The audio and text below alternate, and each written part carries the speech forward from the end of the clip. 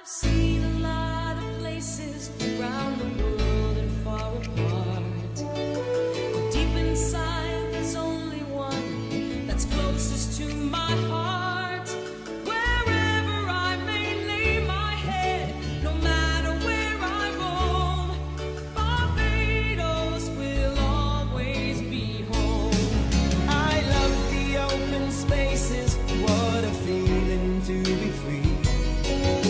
See, I'm smiling faces, oh, they mean the world to me. A place where friends are family, a place to stand alone. Barbados will always be home. Barbados, yeah. Barbados, Barbados will always be home. The Prime Minister's office welcomes you to the Princess Margaret Secondary School for the Ideas Forum St. Philip edition. Thursday, July 31st at 6:30 p.m. This is your chance to come together and share your ideas for the future of St. Philip and Barbados. Submit your ideas to ideasforum@barbados.gov.bb or find us on WhatsApp at 256-4646. Come out, let's gather and share our ideas for a better St. Philip and a better Barbados.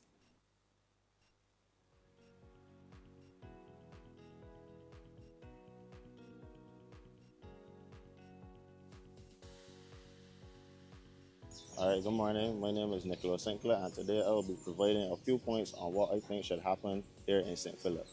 As a St. Philippian, my entire life, some of the things that I think should happen here is that, for one, we need to use the land for more cultivation. I feel like we need to reduce our import bill and bring down those costs just a little bit more by growing our own stuff.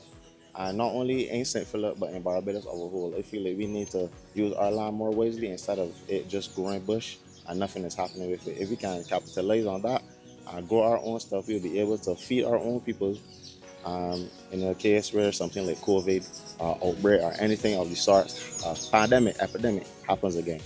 And also, I feel like there needs to be more communion here in St. Philip, more community activities. I feel like, especially here in King George Park, which is such a big part, known nationwide, known part that persons have picnics all the time.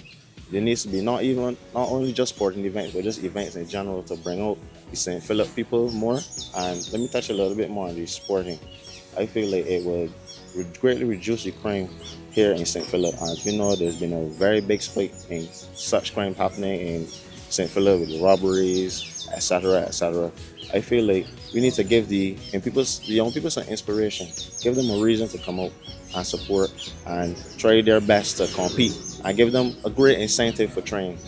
Show them that you care. That's all they really need. Just show them that you care. And these are just some of my points on what I think should happen here in St. Philip. And I really love St. Philip. I've lived out here my whole life, and I would really like to see St. Philip expand. Also, just to let us know, I think you should include a KFC as well. Just to add a little humor on the thought. I was hearing about that since I was like 10. So I feel like, yeah, we got that KFC moving.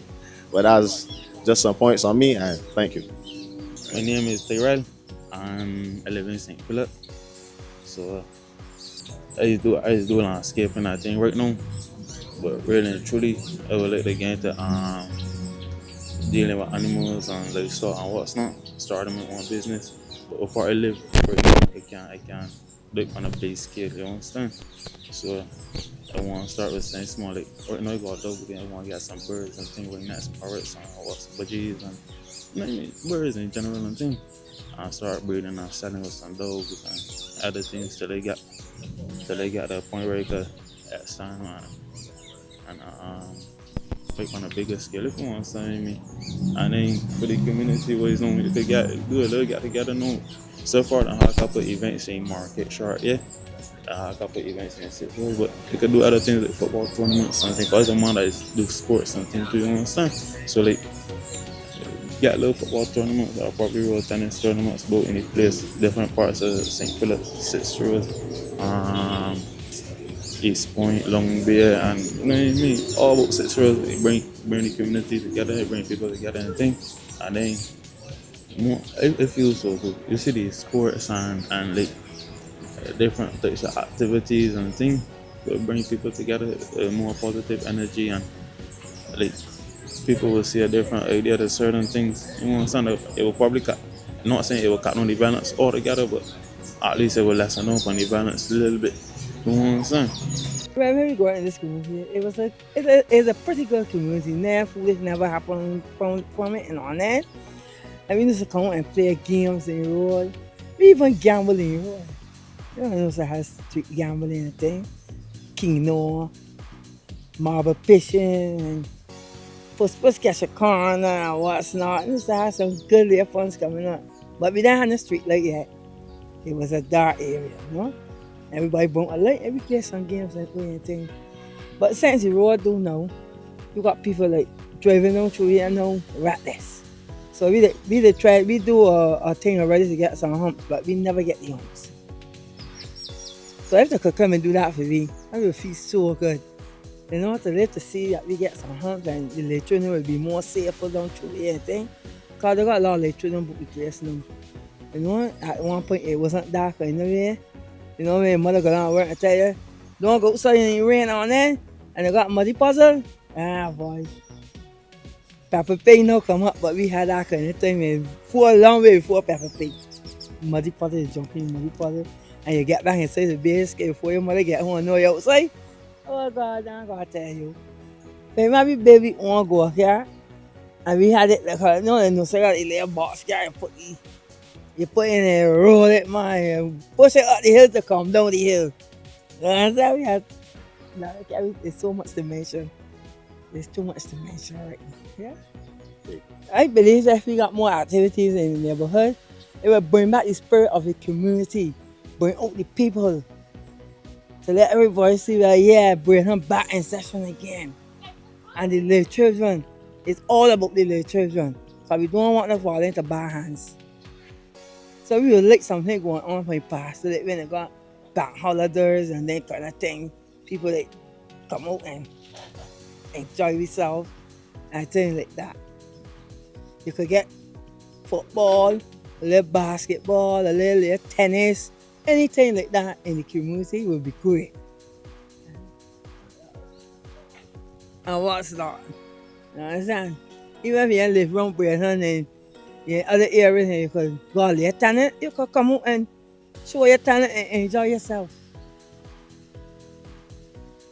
I think in St. Philip we need more stores, especially that can be accommodating to schooling system, like more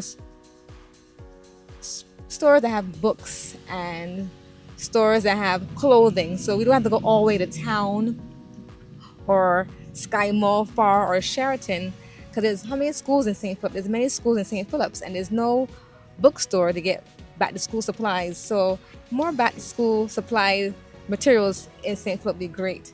Also, I think in St. Philip we need to put our children more in a Christian more variety, because there's many churches in St. Philip as well. So I think parents should be more involved in their upbringing in their children, in if you're Adventist in the Sabbath school, or if you're in Sunday school, and they should also come along to help bring up the children to be in the right way of to nurture them. So, because nowadays life is rough and people are always out and about stealing and shooting and killing, but if you put your child in the Lord, they shall grow up in the right way. My name is Sherlyn Davis, and I was living in Brighton now. They're 55 years old, and what I see, I ain't saying nothing pushing for the young youth in this neighborhood. And I live out here all of my years. All people in this neighborhood is study about cricket and things. They got real talent in Brighton. Real talent. I used to play table tennis at St. George Secondary School and badminton, but just through health issues that I ain't keep up in sports and things. But I got a grandson there at like football bad, and there's no football team in Brighton. We got send we little men out to different places to play football for other teams as young people, and they got real talent in Brighton that these little youths could get far. Enough talent is safe. They got enough people that in Britain that, especially girls, enough people that retire from doing volleyball and then kind of things that retire from Britain that could train the young girls and things too. You understand? But I want some more things pushing for the youngsters in Britain. I got youngsters that I believe that got skills like Lamar, Lionel Messi, Ronaldo, them top players. They got member youngsters in Britain. I could do them kind of things and get far, but we ain't got the push. We just want proper program in Britain and we could get far. Like how Ellington and them places got good football team, Britain could get far too. I believe I want a more sporting program in Britain for the youth and help them, you understand, push far in life. It ain't all about other people. We want the youth, and that is the regeneration that can come up right now and let it get far in life. I would like to have sports in St. Philip, like volleyball and netball and stuff at King George V. So it will also start violence for the same little young children, and it will bring everybody together and make everybody, you know. I would love to get Cassie 6 for us. But we need to start developing something for real and make everybody come together and make awareness. Wait. Yeah, I come from about the biggest family in Britain at the time. And everything was rosy-dosy, you know. We played in this here back line, as we called it then. Out there was the road going to the 2 mile holes, which I've lost a couple members of the family years ago to when it came down, you know, some of the thing came down and buried them all out there.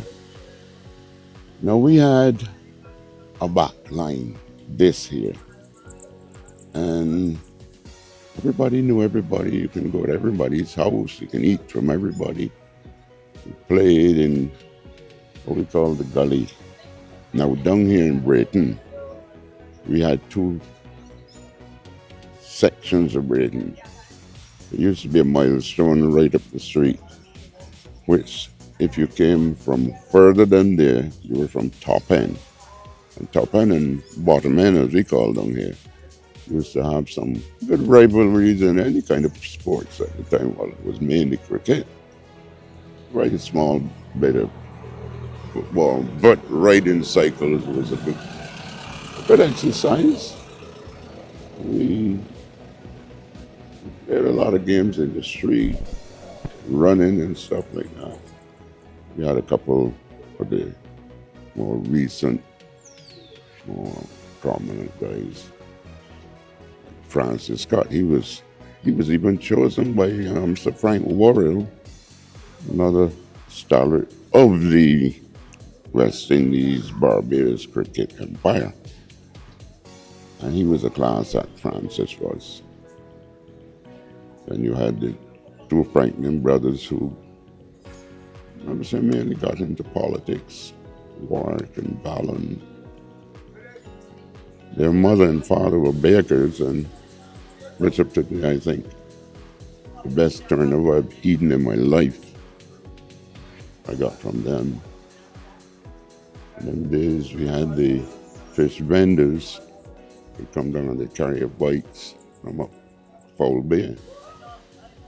And the thing was who can get the biggest dolphin head, you know, to do a boil thing. And what did we do? We had to go to school every day. Church the same. I guess everything was cool then. But now, the kids, nobody seems to read, and that hurts me. Nobody picks up a book and, you know, do nothing. Ours was compulsory because we had to do homework. We had to do the backyard stuff like most of us had little sheep and little cow and that kind of stuff, and pigs, of course.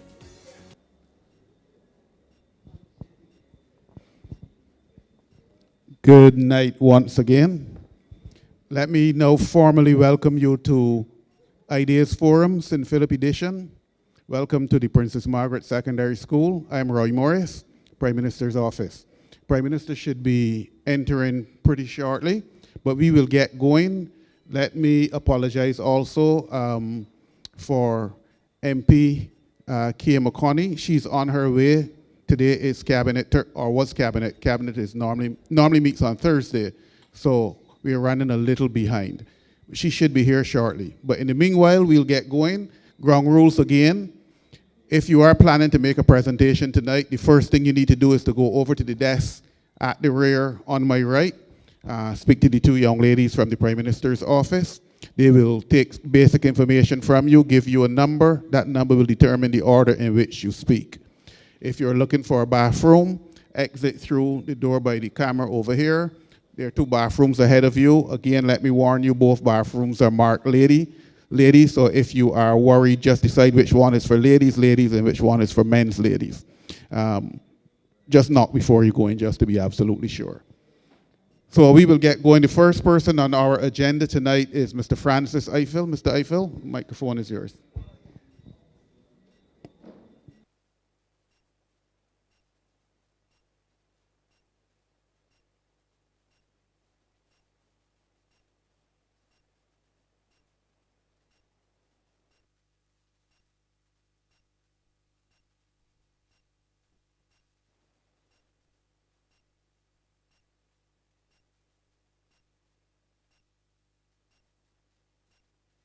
Good evening, everyone. Fantastic. I am Francis Eiffel, and I'm from Sanford, St. Philip, and happy to be here. Good evening to the members of Parliament who are here with us, and I'm hoping that I can add something to St. Philip. A year ago, I brought up some issues here. Some were dealt with, some were not dealt with, some were partially dealt with. And hopefully tonight, I can make some suggestions that will get the ones that were partially dealt with, and the ones that weren't dealt with. I am a farmer, or I am now a farmer. I have farmed for a while, but that was not my major occupation, but it now is. And one of the biggest challenges for farmers in St. Philip is water. Last year, the Prime Minister spoke with me, spoke with everybody, about the plans to have the tertiary treatment plant that is come on stream to pump reclaimed water to the St. Philip area to be used for farming. But obviously that seems to be somewhere off. It's not yet happening. And I have an idea. It's not an original idea. It was actually something that was brought up somewhere around 2004, I think, where whilst we are waiting to get this irrigation system in place, because the current system is woefully inadequate. Last year, I did have, with the help of Minister Weir, some persons from BADMC did come and look at the situation. But the reality is that the irrigation system is overloaded. There are just too many farmers on the few wells that there are. So my suggestion here is that we try to utilize rainwater, but for rainwater we need storage. And back in 2004, there was a project, I think it was somewhere around 2004, it might have been, where it was a do-it-yourself system where you could construct some ferro-concrete storage tanks. And then obviously capture the water off the roof of your house, sheds, whatever, and use that for irrigation purposes. And I believe that that is something that could be looked at again. I myself, I have a 20,000 gallon steel tank, but that is in some disrepair right now. And the guttering and so forth is also in disrepair.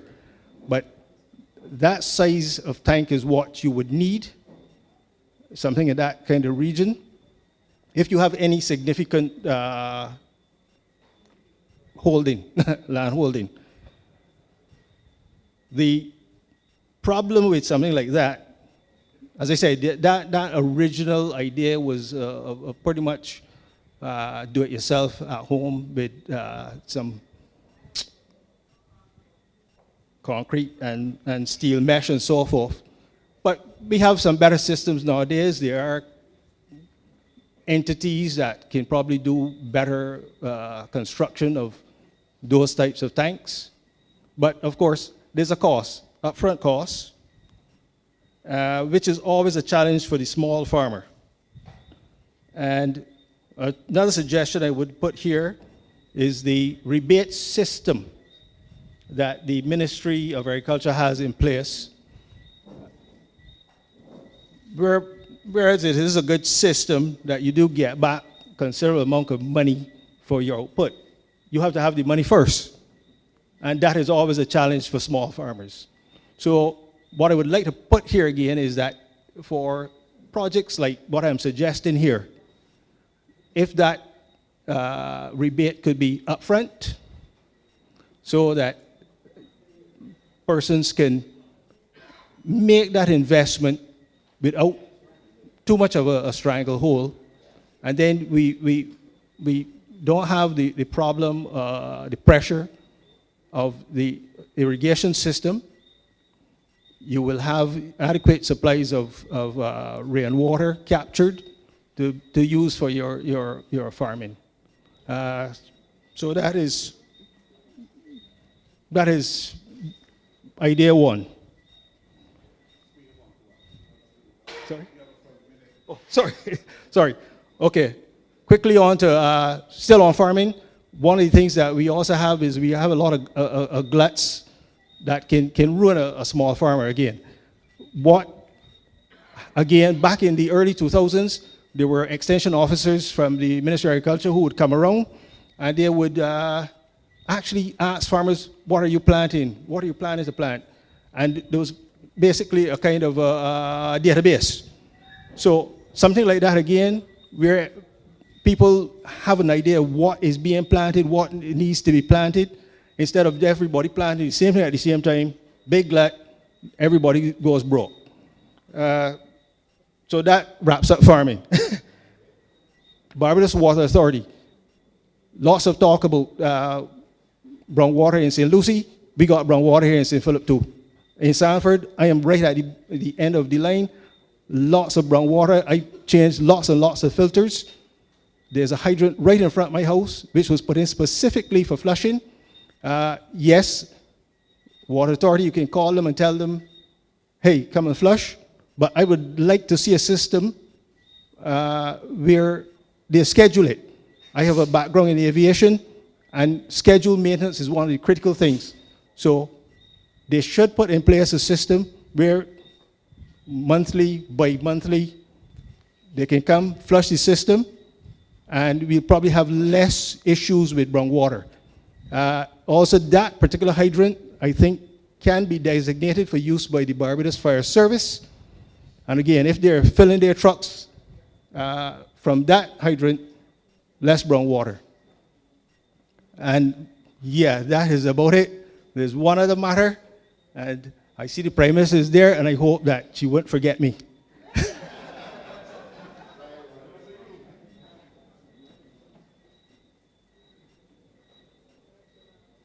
Francis, I want to thank you for your hot start. To be very honest with you, I support you. I understand where you're going with the front loading of payments rather than wait for a rebate or rather than wait to get on the incentive program. This is something that we actually started with some of the farmers in the feed program, where, for example, when we did the onions project, we actually gave them all the inputs up front, and then we assist them with some financing as well. So I support what you're saying. We will have to look at it and perhaps present it in a formal way, because you can't do it for one and not for all. So we will have to present it to the cabinet in a formal way to see if the Prime Minister will have an appetite for front-loading that volume of money, and then we can go with it. But I support what you're saying. Secondly, we do have a reservoir at River, and I understand the pressure on the wells over by you, and therefore to get you to a point where you can actually put in your own system is a good idea. We had given some 12,000-gallon tanks to farmers, and this is something that the BADMC will continue to do, because water is indeed a serious problem, and we are trying to work with it to make sure that all the farmers can be given the assistance that they need. We just started a program with the small farmers where they're just growing and we are buying the produce. So between Dr. Claire Jones, Hudson Winter, and Dr. Andwele, they are pushing that program, and I will refer your name to them so that someone could come and talk to you. But in the meantime, Mr. Leslie Seeley is right there. You should know him, and you can give your information to Leslie. Thank you, Minister. Next up, Janice Marville, sorry. And we're operating with a 5-minute presentation time, remember. Good evening, Prime Minister, members of Parliament, ladies and gentlemen. I'm Janice Marville, formerly Janice Clark of Curtin St. Philip. That's where my navel string is. And the first area, the 2 points I want to make really run into the other. And my first job was teaching, and between 1975 and 1980, I taught at the then St. Martin's Four Roads Primary School, now known as Renal Weeks. And at that time, you may remember, if you're young enough or old enough, that was a school that most of St. Philip and other places, the parents wanted their children to attend, because we gained the most passes for the older secondary school. So everybody wanted to come to St. Martin's Four Roads. What was not known was that St. Martin's Primary or St. Martin's Four Roads also produced the most children who scored 0 in the same exam. And the Ministry of Education took a particular focus at that time. I was one of the teachers who was sent to be trained to teach children who learn differently. At that time, we called them slow learners, and we put them all together. I don't think that training was I was trying to remember today how long the training was. I went to Ebenezer, where Miss Manifold, who had been trained in the UK, and she trained us to how to teach children who learn differently. When I came back, I was given class 4C, because that was the class where we scored the zeros, because these were the children taking the exam. I was given 18 children, and from very early I realized that there were 18 children, but I couldn't teach them the same way, because they all had different needs. Some couldn't write their names, so my goals had to change. And to go quickly, from the Ministry of Education, Mr. Agard, he was the education officer, he was assigned to me, so he would come to check my lesson plans and to watch what I was doing to make sure that I was in line. The first year that I taught the class, 1 scored 0. The girl who couldn't write her name learned to write her name, and I got 8 passes. The second year, I was given 18 children again, 11 pass, no zeros. I then resigned because I went to do my full-time years at university, and Mrs. Monica Rawlings, who taught me in class 3 at that same school, and who only ever taught at 3A or 4A, she said to me, Janice, I'm inspired by you, and she took the class. 18 students, all passed the exam. What am I saying? There was a particular focus given to students who learn differently. Now we know it as neurodiversity, now we know it as ADHD, dyslexia, dyspraxia, autism, and on reflection, now that I know that I had all those children in my class, but I didn't have the knowledge. But what I did have was the focus for these children. And I'm saying, I've been listening and I've been watching, I've even gone to some of the meetings with the Ministry of Education, and I'm not persuaded that we're given enough attention. And I'm saying we don't have to reinvent the wheel. That was just a pilot. But perhaps it is something to look at again. That's my suggestion. In 2007, I had reason to meet with the Ministry of Education, and a senior officer there told me that 30% of our school population had learning challenges or learned differently. That is a significant percentage. I don't know what the percentage is today, but I know that it is still large. What we also know of people who learn differently is that they struggle with self-esteem, with their own self-worth. And running on quickly, I changed careers from being a teacher. I became a human resources practitioner. And I worked for 7 years at Amma Resorts as the human resource director. And what Amma Resorts did was benchmark Ritz-Carlton. So I was sent off to Ritz-Carlton in Boston to see what they did, to come back to see how we could improve what we did here. And one of the things that they did, before you got the face-to-face interview, you had a telephone interview called a Talent Plus interview. And what it did, it was a global psychometric test, really, or assessment. And it measured 11 themes for service. And I'm on to the idea of service because this is one of the areas in Barbados that really edges my teeth. We are so educated, we are so friendly, we are so hospitable, and we still cannot get service right. And so when we started to do the interviews, and I interviewed thousands of Barbadians of all walks of life, all educational background, social background. And what this interview would do, after you completed the interview, you charted the interview on an index. So it showed the top performers globally, the contrast performers globally, and you would see where you measure there. One of the first themes was work ethic. Barbadians were higher than the global people on that index. The second theme was self-esteem, and we always did. Work ethic high, self-esteem low.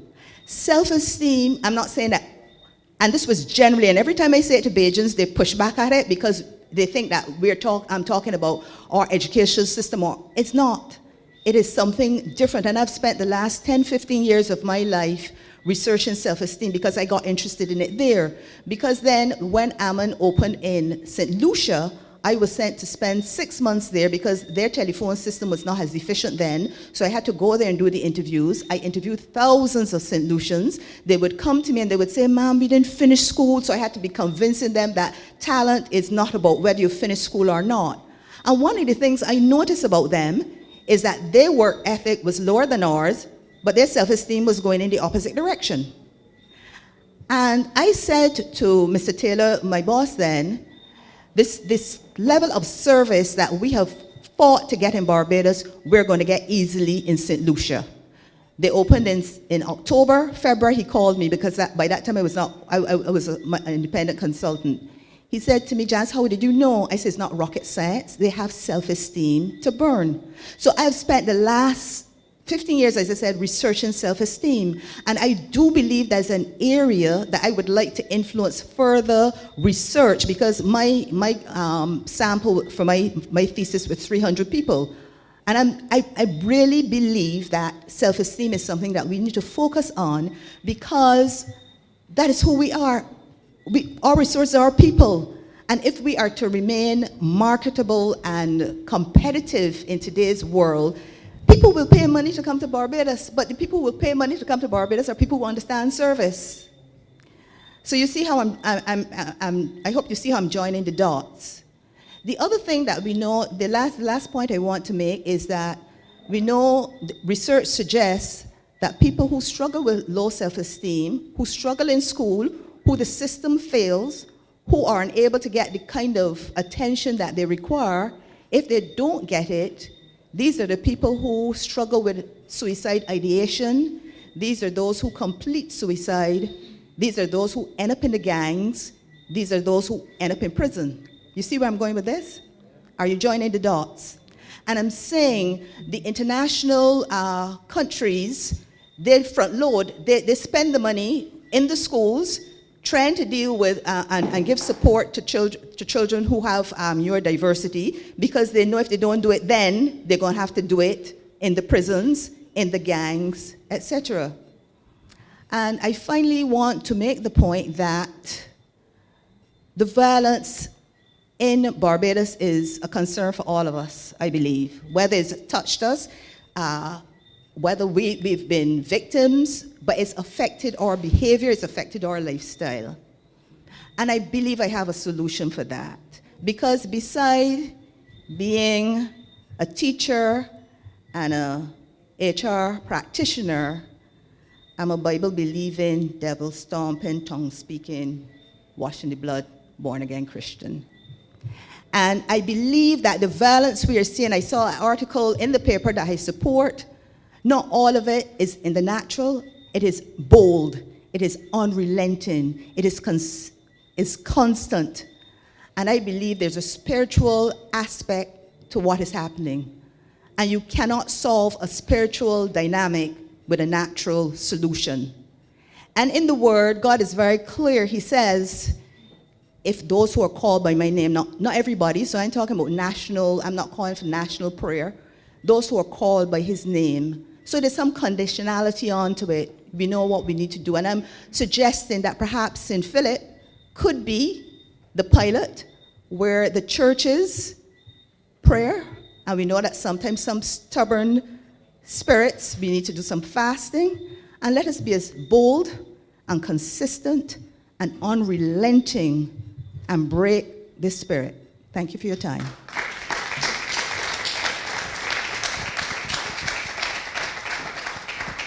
Thank you, Ms. Taylor. Very interesting presentation. You may be interested in putting together some kind of proposal in relation to the neurodiversity issue and sharing it with us so we could see if there's room for work.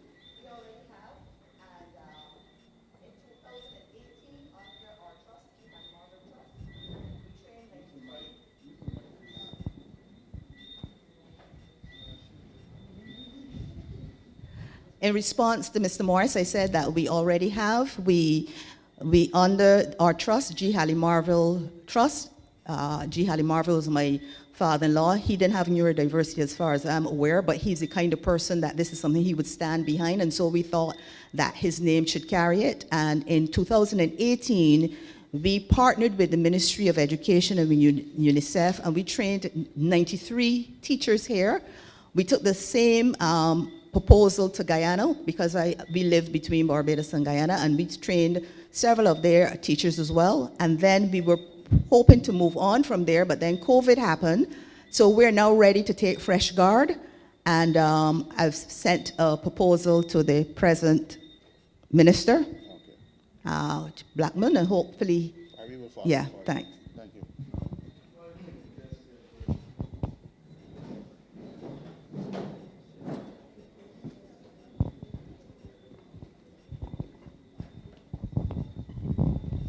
Thank you very much, ma'am, and thank you for your very clear exposition and sharing with us your journey as well. I started in education, but unlike you, not as a teacher. And therefore, some of the things to which you referred resonate deeply with me, because that is what I saw and confronted. In fact, in those days, the ministry didn't even have psychologists properly. And when a 4-year-old child tried to commit suicide, that was when we introduced the program of psychologists in the ministry. And over the years, in fact, when we came to office this time in 2018, the biggest amount of increases initially were in the area of social workers and support in the ministry to be able to deal with the behavioral issues. How many of you have read the Charter of Barbados? I'd like to suggest that everybody go and read it. And when you finish reading it, also look at the mission economy, because mission number 2 is in fact about confronting low self-esteem and low self-confidence, etc. Like you, I am fundamentally of the view that that is one of the major problems confronting us. And that is why, in our own way, we have things that influence us. And for me, I link the emancipation of the mind with the building of the self-esteem, or put it the other way, the building of the self-esteem with the emancipation of the mind. And that is why, for me, the journey of trying to get us moving in that direction is more important than anything else, singular thing that we will do. And part and parcel of it is understanding our history, understanding what has influenced us. I keep making the point, why do we go into a room and Bajans typically sit at the back? It's the first thing we need to understand. And even when we tell people, come forward, I mean, the others know, Roy, know if I was here from the beginning, I would have you all fill up all them seats there. And the only reason I hear it is because I have the opposite problem. That as Prime Minister, I don't want people to feel all the time that I only want to be in front. But we have to confront this. And that's why Emancipation Day was introduced by us previously in another administration.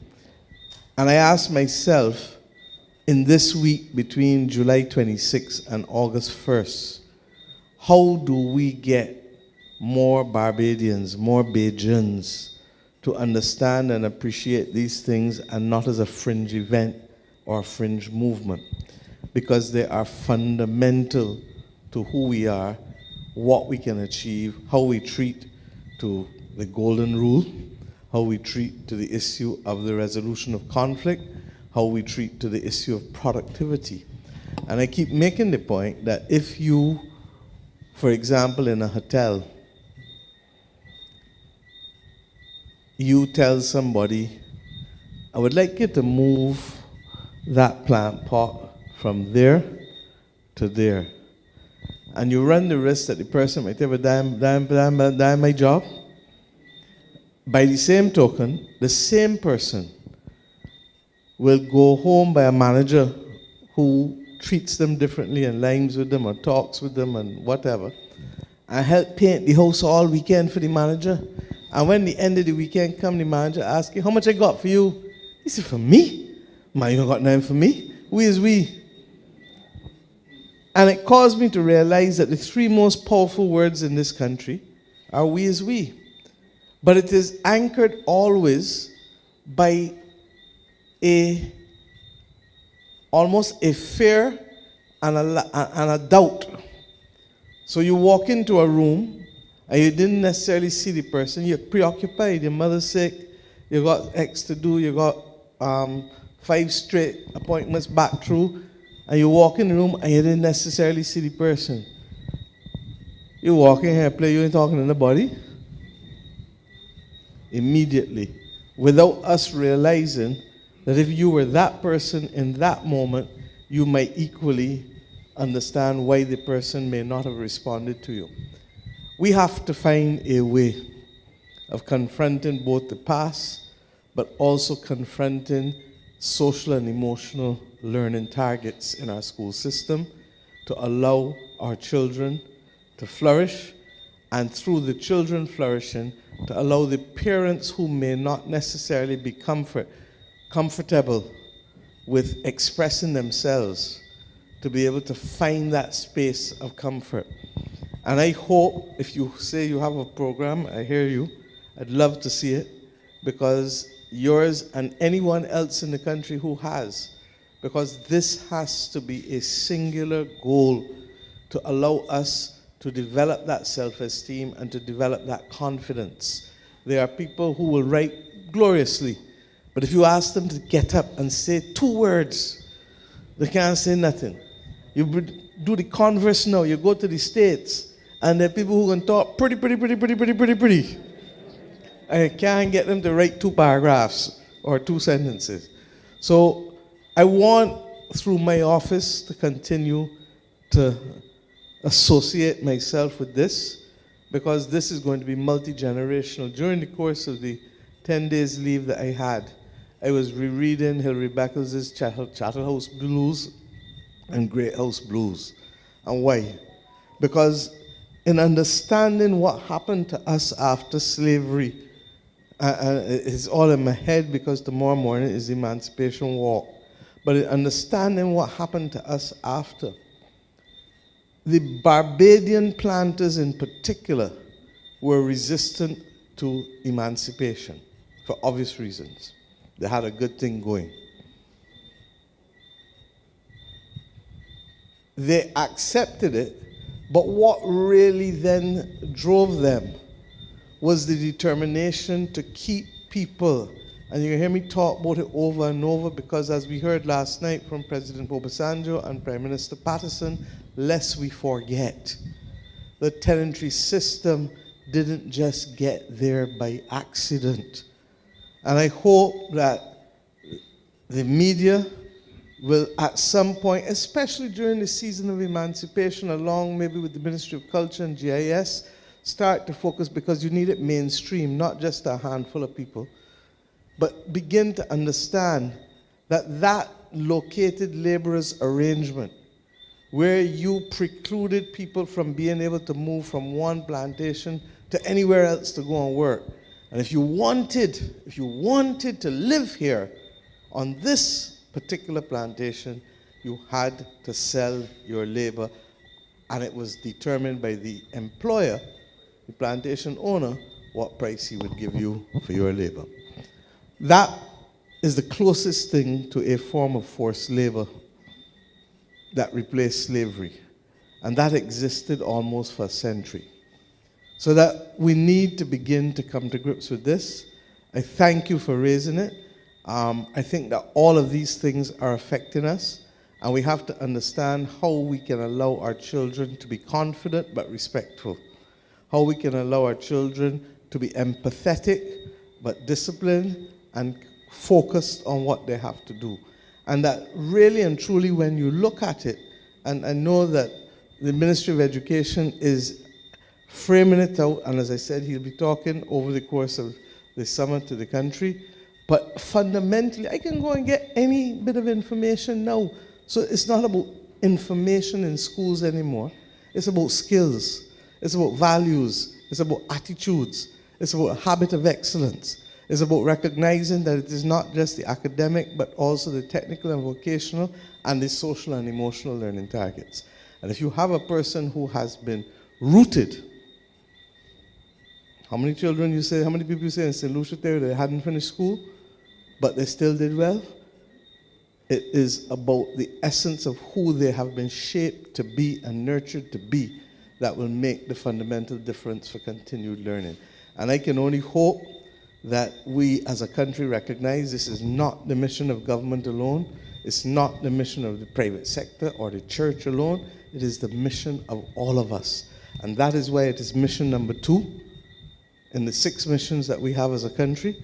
And that is why the Charter of Barbados speaks to duty not just to yourself or to your country, but to others. Because if we don't carry each other along on this small, small space, and we don't understand how to disagree agreeably, how to resolve conflict without fighting, then all of the other things that we are facing will continue to exacerbate. Thank you.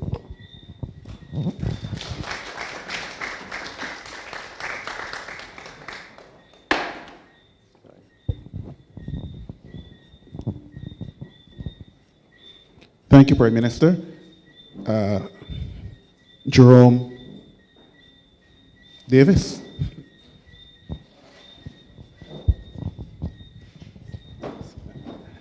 Good night to one and all. Please don't take the tune from the Prime Minister. You do have 5 minutes. Yeah, I intend maybe I'll probably take 3.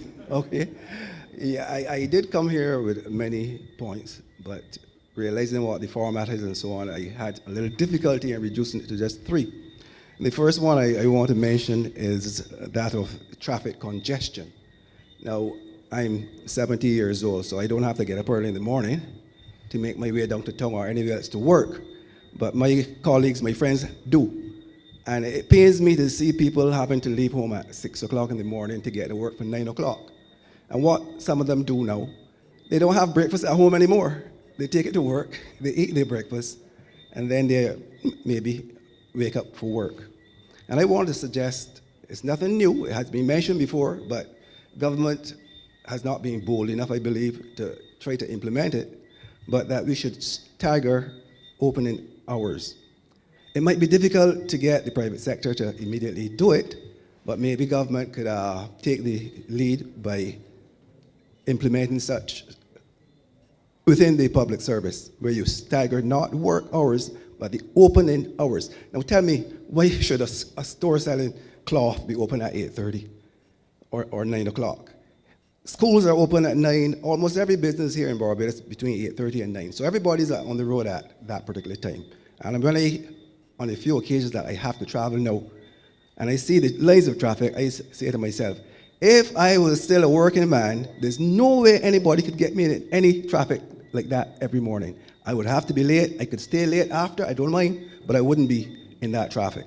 So I'm suggesting the government be bold enough to try to implement the staggered opening hours. Second point, Water Authority. I called Water Authority, I think it was about the 17th of June, about a leak. It was just a leak. There's a difference between a leak and a burst. And this one was just a leak, so I wasn't too worried. It's still there leaking. My concern is not so much that particular leak, but when I see a burst, I mean a burst where it is really gushing, and you call at 6 o'clock in the morning, and they get there at 4:30. Now you know how much water has been wasted. I'm suggesting that we could have a rapid response team in Water Authority, which responds within half an hour to every call that says a burst. There's a difference between a leak and a burst. So you hear there's a burst, you respond not to work necessarily, but to assess the situation and determine whether you're going to pull somebody from Gemswick who is working on a leak to go over to some other point where there's a burst. Just as the nurses do, you go, everybody rush to casualty, but everybody's not going to be seen. Triage, and you deal with the ones that are more important first. And I think that would and should work with Water Authority. It pains me sometimes when you see that water just gushing, and you got to wait for at least a day sometimes for them to come and fix it. Sometimes they drive by and they will tell you, but that's not on our work order, so we can pass back. You know that. I'm sure you all know that. And the final point, I'm going to be short. Okay? The final point I will deal with is something called subdivision of land. And this affects a lot of people in St. Philip, I know. Sometimes your old grandfather dies and he leaves a plot of land for the 3 siblings. Now, who is going to take up the challenge of paying to get the subdivision done? The main problem here is the cost of putting in a road. Now, I think it was in the budget, I saw one of the ministers say that they're going to extend the time for you to do that. It's not a question of time, it's a question of cost. And I'm suggesting that you're not a developer. These people are not developers. Why are you asking them to put in roads? Make sure that the road is allocated, demarked, whatever the word is, that you put it on the plot. So you cannot put the house on that stretch of land, whatever it is, but you can go ahead and divide the land. That's all they're asking for, the cost of putting in roads. Why you got to cut it, you got to put down stone, you got to pave it.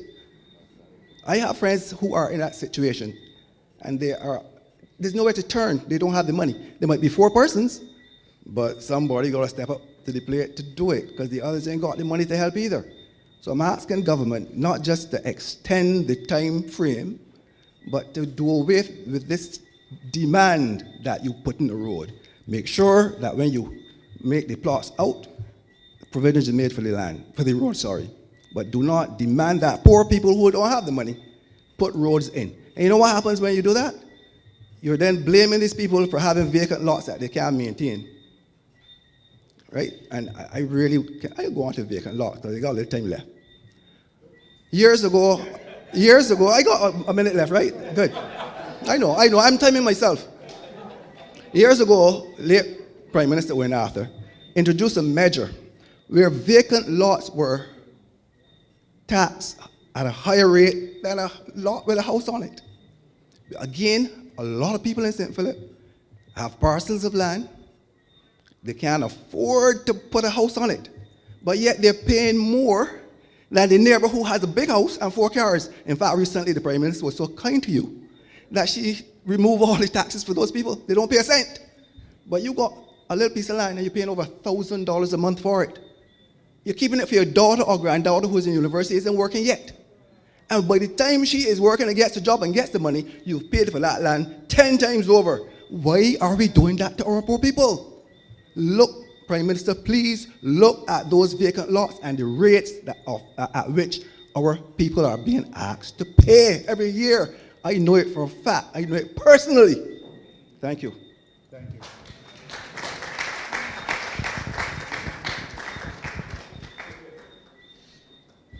Thank you, Jerome. I guess it stands to me to make a comment with respect to the subdivision of land.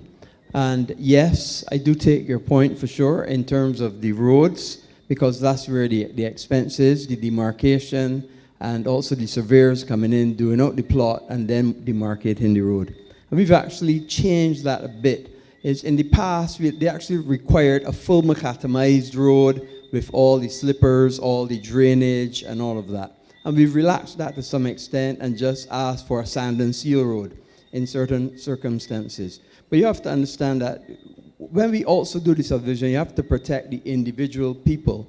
Because say, for instance, they go to a bank to be able to, they get the subdivision, but then they have to raise the money to build the house. So it gives them the opportunity to mortgage it.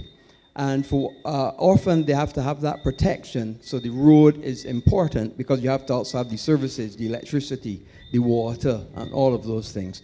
But we take the point and we'll go back to planning to assess it. But it has to do not only with the cost of the subdivision, the standard at which the road is made, but also to be able to give good title. Thank you. Thank you, Minister. At this stage, we will invite Crystal Walcott and Company. They're going to do a presentation. Give them a second because they have to set up their computers.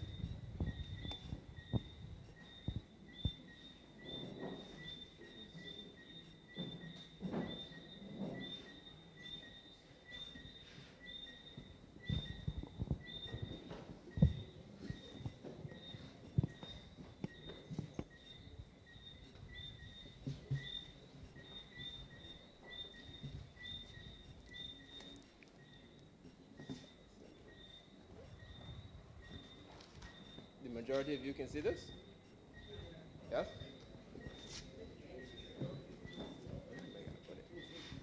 Alright, anything else up?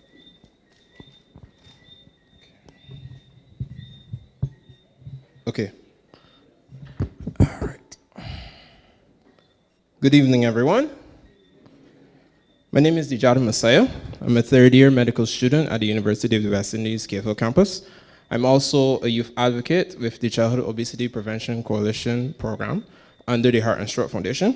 And today, my colleague and I, Crystal, are here to talk to you about a very serious crisis that's going on in Barbados right now, and that is the non-communicable disease crisis. So, the question that we have today is, what is wrong? And the main question is health, right? Poor health, really and truly. The overconsumption of unhealthy foods that has become a pattern that has accelerated in the recent years, and the consequences of poor diet, poor nutrition, and poor health are actually very devastating. How devastating, you may ask? That's it.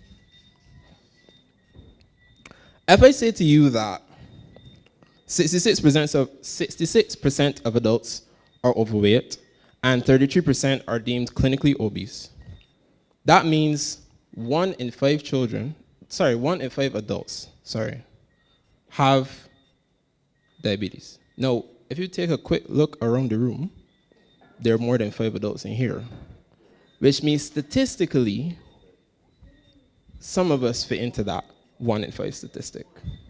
Now, I want to bring it home a little closer to you. 1 in 3 children are obese or overweight. And one of the leading causes of NCDs is overweight or obesity. So take that figure, 1 in 3, and think of a classroom of kids, 30 children to be exact. That's 10 children, 10 families who are at risk of becoming burdened by this disease, right? Be it diabetes, hypertension, cardiovascular disease, stroke, all of these things, right? 10 futures of buying medications that are ridiculous in pricing. And I'm here to tell you this because I am a part of that 1 in 3 family. My family is plagued by the burden of NCDs. So I'm not just here for show. I'm here because I have experienced it. I know what it's like, and I don't want other people to also experience that. All right?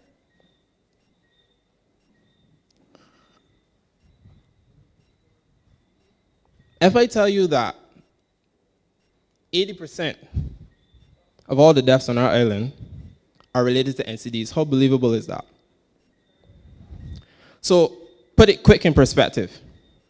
You may hear so-and-so down the road has died. He was in the hospital sick and dead. You will tell yourself, man, I hear that he was in the hospital battling with thing for, well, he was real sick, but here he had diabetes or hypertension or he had a heart attack.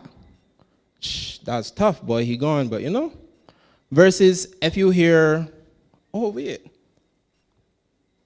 5 people no get shoot in Silver Sands. Or somebody just got robbed at 8 o'clock in Warrens. If your perspective of thinking is that so-and-so just died, and you know that you don't have a healthy diet, that maybe you should make towards changing so that you don't end up like that person. And you don't treat that with the same as, oh, well, 5 people were shot in Silver Sands. Maybe I should stay out of Silver Sands. I encourage you to change your way of thinking. Because I'm not downplaying the fact that shooting and murdering are not real crimes.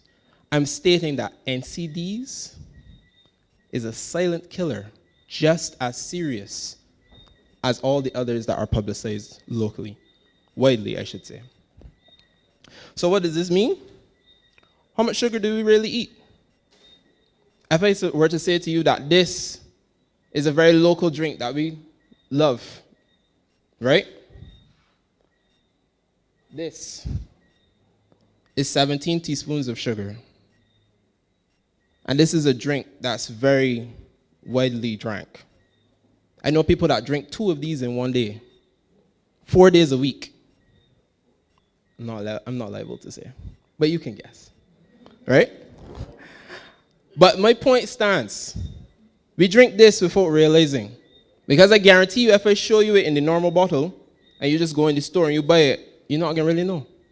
You just, and wash it down with probably something fried, probably something ultra processed. You might go home and lay down and relax. All of these are modifiable risk factors, but we don't clock it because they have become so accustomed to us. Check it. When I was growing up, and I'm not that old, but when I was growing up, Sundays were preserved for home-cooked meals only. Sundays nowadays, I could go anywhere that I pass a fast food joint and I have to wait in traffic. Not because I'm going in, but because I just want to pass, but people are going in to the point it's so full that there's traffic. That's the reality of today, and that's how normalized this has become. Furthermore, on my last point, I want to talk money, because money makes the world go wrong, right? A professor did a study that $375 million of our annual income, well, our GDP, 10% of our GDP, is spent directly and indirectly on NCDs.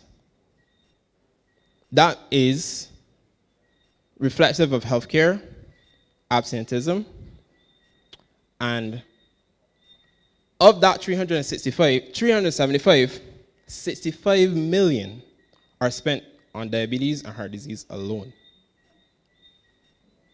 All preventable risk factors. That basically means we are eating our economy into hardship. My solution is to focus on the source. We go to schools as part of the school nutrition policy, and we start where it can be changed easily. The kids. We go to the schools, secondary, primary, we talk to them, we learn from them. We explain all of this to them. And we tell them that, hey, this is why this is bad. Yes, you may need sugar to help your body function, but the amount that you consume on a daily is not required at all. So we are encouraging, for our solution, the reinforcement of the school nutrition policy. It's already there. But it's one thing for us to go into a school and say this to the kids. I step 2 feet outside of the school gate, and the same things are being sold all over again. And a legislation that helps support the persons who want to make this change. Thank you.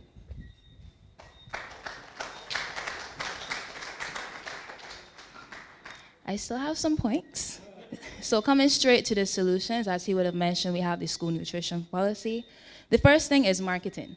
We may not realize it, but marketing is a science which takes advantage of children's cognitive, developmental, and emotional immaturity in attempts to build brand loyalty. At this stage, their preferences for foods are being shaped heavily by the marketing of these unhealthy, ultra-processed foods. We want to see the removal of all marketing tactics, from tours to sponsorships, because it is not contributing to maintaining a healthy school environment. Exposure to unhealthy food marketing is linked to increased rates of obesity in children. Legislation. Beyond the policy itself, we're calling for legislation which gives a binding effect to the policy because it is more formal and enforceable, with greater consequences for violation, unlike the policy itself. There's the opportunity to amend existing legislation, such as the Education Act or the Health Services Act, to allow for more robust enforcement of this restriction. And this is critical given that marketing is continuing, so we need a stronger push that says no. And we're flipping the script. When it comes to sponsorships and donations, what non-food beverage companies can we consider, be it the banking sector, retail, hotels, to provide schools with the support that they need, because we understand that it's time to look beyond the major fast food players. And when it comes to importing foods, especially snacks that are intended for sale to children, what options are there that are low in sugar, sodium, and fats? Current products on the market can be reformulated to remove excess nutrients, making them more compliant with the policy. Health is not a privilege, it is a right. I borrowed this from our beloved Prime Minister. This was one of her Instagram captions a few months ago. And each of us in this room knows someone living with a non-communicable disease. And if we think about the fact that 1 in 3 children are currently overweight or obese, they are now at a greater risk of contributing to the NCD crisis that we are facing. Children spend most of their time at school. They develop socially, culturally, and emotionally, but most of all, their eating habits are greatly influenced. If we envision a Barbados where we all come together to make this policy work, then we can make a meaningful change, because this is We Health. Thank you.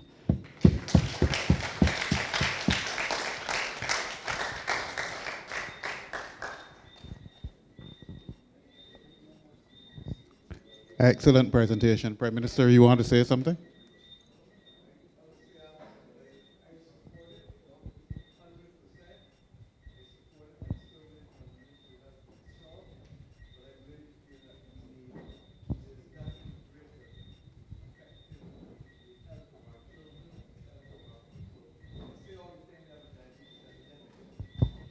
Correct.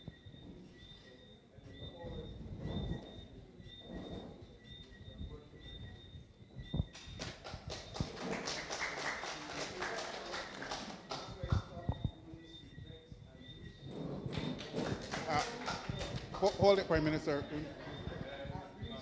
Remember, we're going live, so people aren't going to hear you.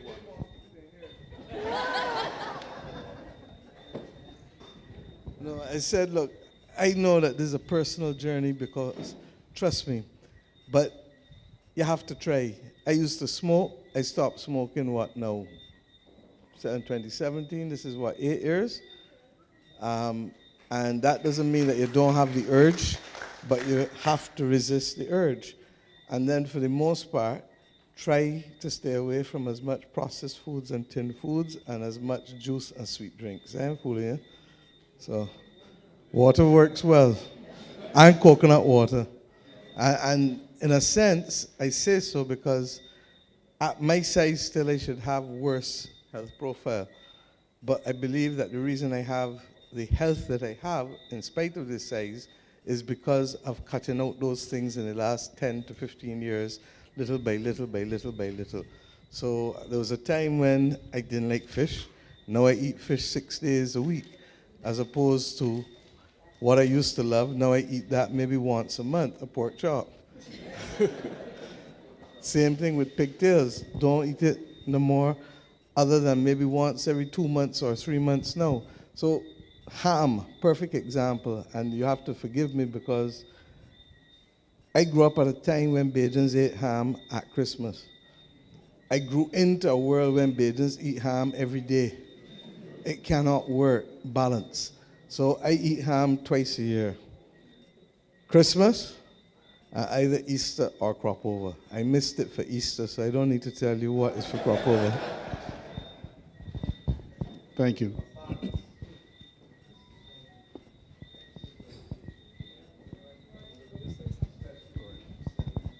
Good evening, everyone. Prime Minister, don't get scared. I have a question from somebody that did not want to come up. The question is, what are the real programs for the parents? And my own comment, I'm a little worried that as a government, and Minister Duguid is going to beat me now, and I'm coming into St. Philip. St. Philip, especially 6 Roads, is rapidly developing. Step out of Princess Margaret's gate, you meet Chafet, you meet Burger King, you meet many other fast food little establishments. I am hearing now that another fast food establishment is going up. So it's all well and good to say we support the NCD fight and the sugar sweetened beverage fight and the salt taxes and everything, but what are we really doing in terms of the development of the country, in terms of where we're putting fast food restaurants? I live in St. Philip. If I travel to Emerald City 3 o'clock any day, and the children leave these gates, Chafet is full, the snack aisle in Emerald City is full, Burger King is full, and I truly worry, and this is as a normal citizen. I know it's a little touchy where I am, but as a normal citizen, what are we putting in place to, they're already here, but to curtail in terms of the development, town and country planning, where we are putting these establishments? If it were up to me, they would never be close to a school. Never ever be close to a school, certainly not in walking distance. And yeah, the parents need a little help in terms of where to go. I'm not sure if talking to parents on the outside, yes, the children are being educated in school, but I think they need a little help and guidance, more of it, in terms of their role in the NCD fight and how their children are eating. That's it from me. Thanks. Mr. Thank you.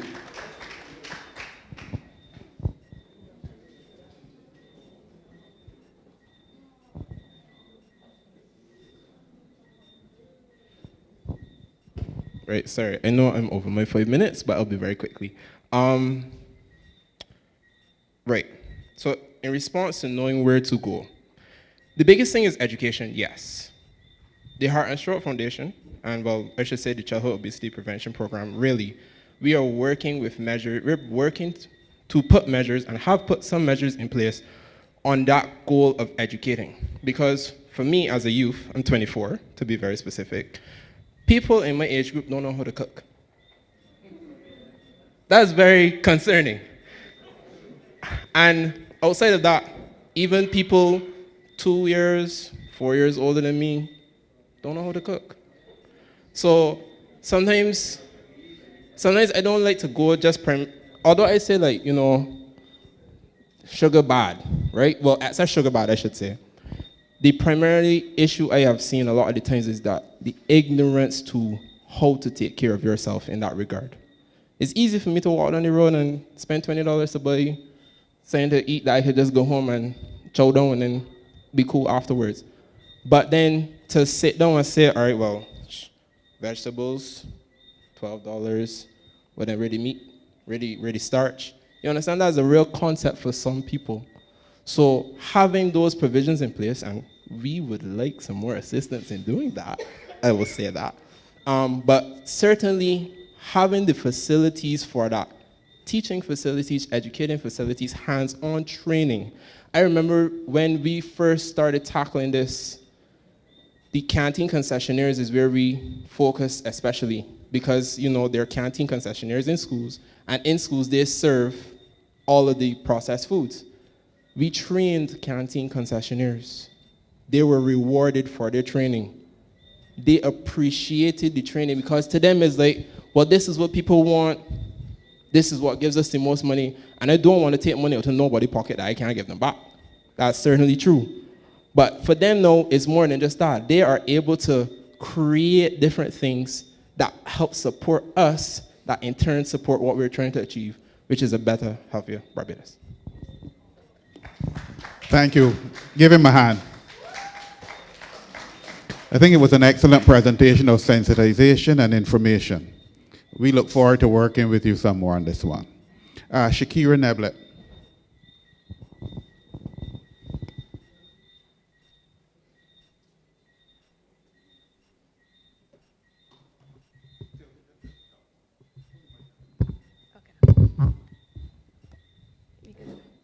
Good night, everyone.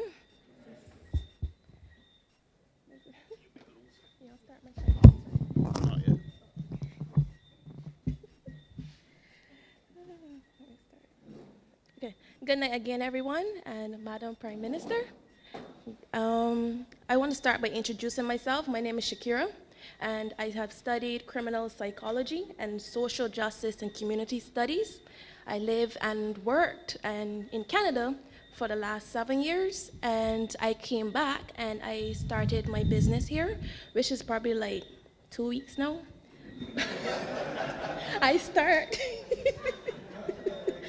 But I had some good clients and customers so far, and as I say, I had clients and customers, and they had told me, well, this would be a good opportunity for people to come and hear me out and get more with the society, because I studied criminal psychology and social justice and community studies. Now, when I studied in Canada, and I have my points here so don't forget anything. Where I dealt with some issues in Canada, and I was seen for my leadership, and I've held events where it was like over 150 people, and I was then nominated for my leadership by the community and by professors, and I was given an opportunity to meet Obama. It was other students as well from different Caribbean islands, and there I was the only Bajan there representing us. And yeah, I just wanted to introduce myself to begin with. So I came here to talk about the crime, because that is my field, and I want to talk about the jail, schools, and the different weapons that is coming into Barbados.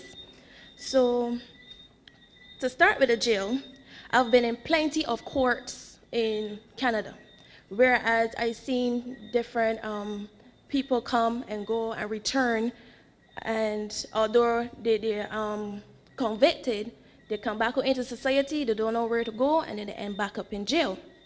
Now, my thing about this is that I've seen plenty of big men cried like babies in court, and what they usually say is, I don't want to go back to jail.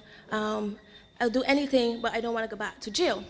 My thing is with Barbados now, and I keep hearing people say, I don't got no problem going back to jail. My thing is, why are they so comfortable going back to jail? This is telling me that the slap on the wrist needs to stop.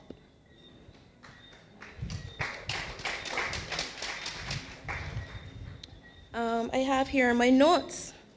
I think they're too happy. They get three meals a day. I don't even eat that much. And as I keep telling my mom, we used to go down to the office. We have to move out the road for them to pass.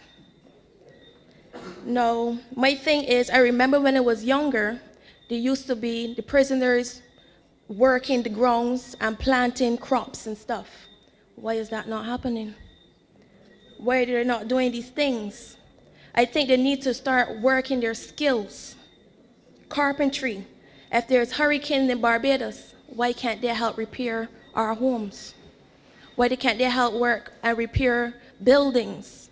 I'm saying this with some civilians. I mean, like, police can watch them, make sure they don't escape and stuff like that. Another thing too, Barbados is full of talented people, especially in jail. So why not let them show their talent?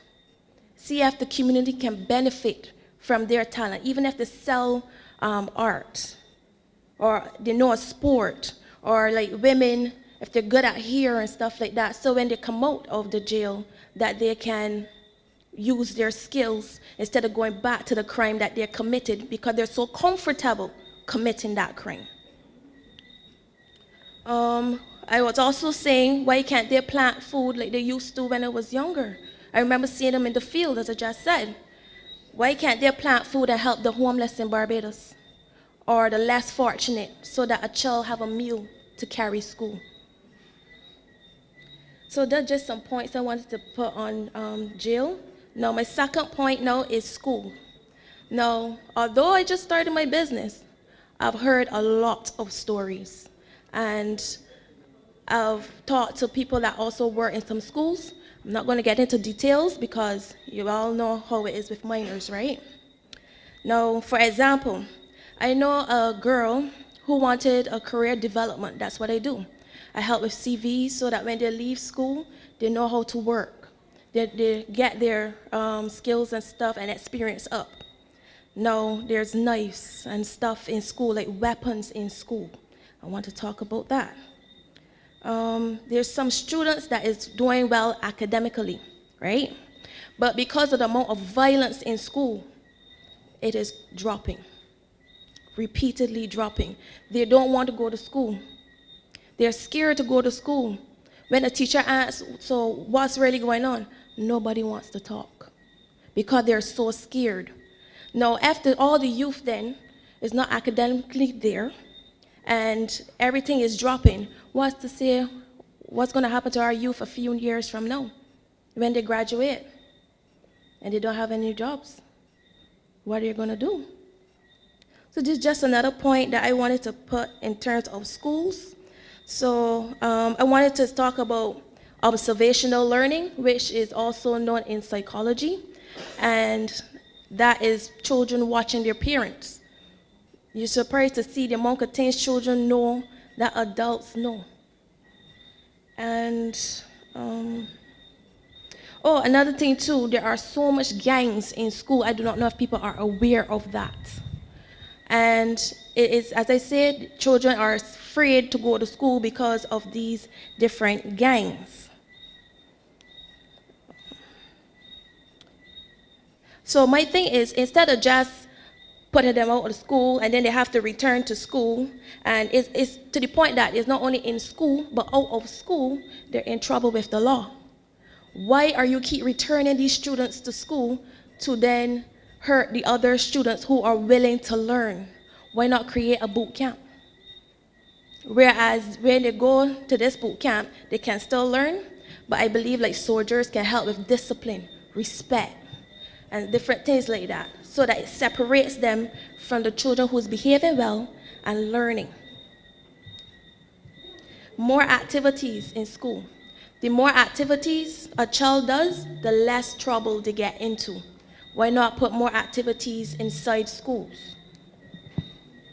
As some person, I think this lady mentioned, and Honorable Mia mentioned, was social and emotional learning. I wanted to add that to my business as well, but I was thinking it through, and I think I'm going to proceed with that, because that is a very important point. Then I want to talk about weapons. I'm wondering how much weapons is getting into Barbados. Why? You cannot tell me that at some point you do not know where this is coming from. Y'all remember that case where the man was driving, I think it's called him Van Wyck, and the little boy behind was like, I want my mommy, you remember? Why it is that you can't get these youngsters to talk? Where is the weapons coming from? There's some place it is coming from. You cannot tell me that you do not know. Also, if you go to Canada and you go to America, you notice that there's biometrics. I'm wondering if biometrics is here, whereas you do not know who's coming into the country that is willing to commit crime and leave the country. Is there background checks on these people? As I always tell my mother, there's certain crimes that Bajans don't commit. I can hear about a crime, and I say, Mom, that ain't a Bajan. We don't do that. So who are we letting into our country? Why not get fingerprints and forensics, where that it can trace back to the person that committed the crime? Also, in terms of the airport, I would like some more random checks going on. Not just, oh, because this person got lost, as some people say, although I got lost too, but as certain people say, I want more random checks. If you see some person more suspicious, call them one side. Ask them, like, just question them, why are you so nervous? You never know who could bring in drugs. There was a case a time back where some person was held because of drugs, because of a dog sniffed their suitcase. Get to find out the person did not have drugs. It was a setup whereas some person touched their bike and gone along with the drugs.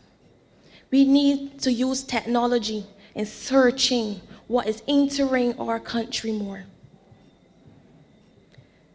And interruption at the start, you're beyond your 5 minutes. okay, let's one more thing. Go ahead. Okay, so the last thing then, I just wanted to say if you can use drones some more, just to survey like the places, see like blocks and different stuff like that with selling drugs and the shooting and stuff, whereas it could just, you know, just monitor certain areas.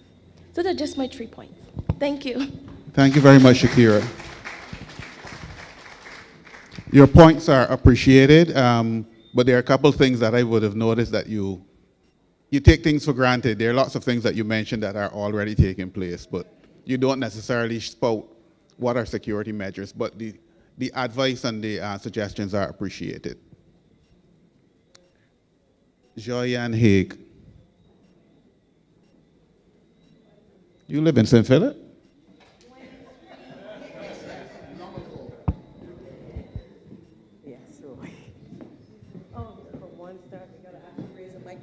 That's good.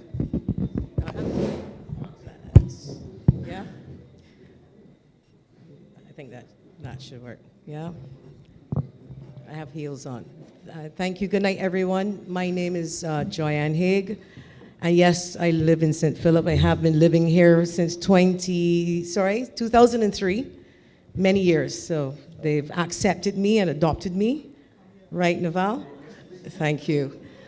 So before I get to my point, I wanted to commend the presentation on health, simply because a couple of months ago, like everybody else, you know, we hear about diabetes, and then I took a doctor to tell me what I needed to do. And so I am now battling that. Thankfully, it's not at an insulin stage, but it is at the stage that I wish I knew then what I know now. And it's costly to go to doctors. It's costly to get tests. It's costly to check your intestines, your gut area, everything that pertains to your pancreas, all of those things. So I want to commend you for doing that and for coming forward. We need it more, and we need it more for our children at least. So hopefully it's not too late for me. I still have a vice or two, but I would like to say that I don't use sugar for the last 4 months, and I'm very happy about that. And hopefully I'm on my way to living a better, healthier lifestyle. And I encourage others to do the same too, because it's not a good thing. So to get to my point now tonight, I want to speak about crime. I live in St. Philip. I'm not living in fear, I will tell you that, but I am concerned because I know that there are more law-abiding citizens out there than there are not. There are more of us than there are them. However, they're making the place a little bit miserable, and I think, as the Prime Minister has asked all of us to all hands on deck to see what we can do, I'm hoping that I can make a contribution here like everyone else. So for starters, I want to start with the schools, and I would have spoken to the Minister, Chad Blackman. I mentioned it to him, and I've asked if I can expand a little bit on one point, and I would like to suggest that parents, both at the primary level and the secondary level, that we get them to sign a contract that states that they may be financially responsible. And I say maybe because obviously there may be some things that have to be investigated. But if your child comes to school and steals, your child damages, your child injures another student, your child injures a teacher, your child injures a member of staff, of course they need medical care, somebody has to take responsibility for that financially, including that of the buses that we've seen being defaced in new buses by school children, which I'm not sure if the buses have cameras, and I hope that they do. So I am hopeful that if we can get them to sign this contract, both parents, and it doesn't matter if your father is not present, if once his name is on a birth certificate, he then should then bear the responsibility too, because government cannot come into my house or your house to tell you when to do homework, when your child should be off the street, none of that. But what government can do is to mandate your responsibility to your child at school. So if your child engages in those types of things, when they come home, mommy or daddy will then have to look into the bag or wonder, what have you done? What are you costing me? You keep costing me money. I just had to go repair the walls. I had to paint them over. I had to give back somebody their lunch money because you stole it. You came home with a cell phone that's not yours. All of those things. Parents need to be held accountable. And if they do, they'll pay more attention, especially the fathers who don't, because if your name is on that school's contract, and that contract at the school because you happen to be on the birth certificate, daddy, wherever he is going to pay attention to that little boy or little girl because he knows that he'll have to pull his pocket in order to clean up the mess. So I am hopeful. It's low-hanging fruit. I don't know if it has to be legislated, but to ask a parent to sign a contract, I'm telling you, I have asked many parents before I came here. I've done my homework. Would you have a problem signing a contract as a parent? No.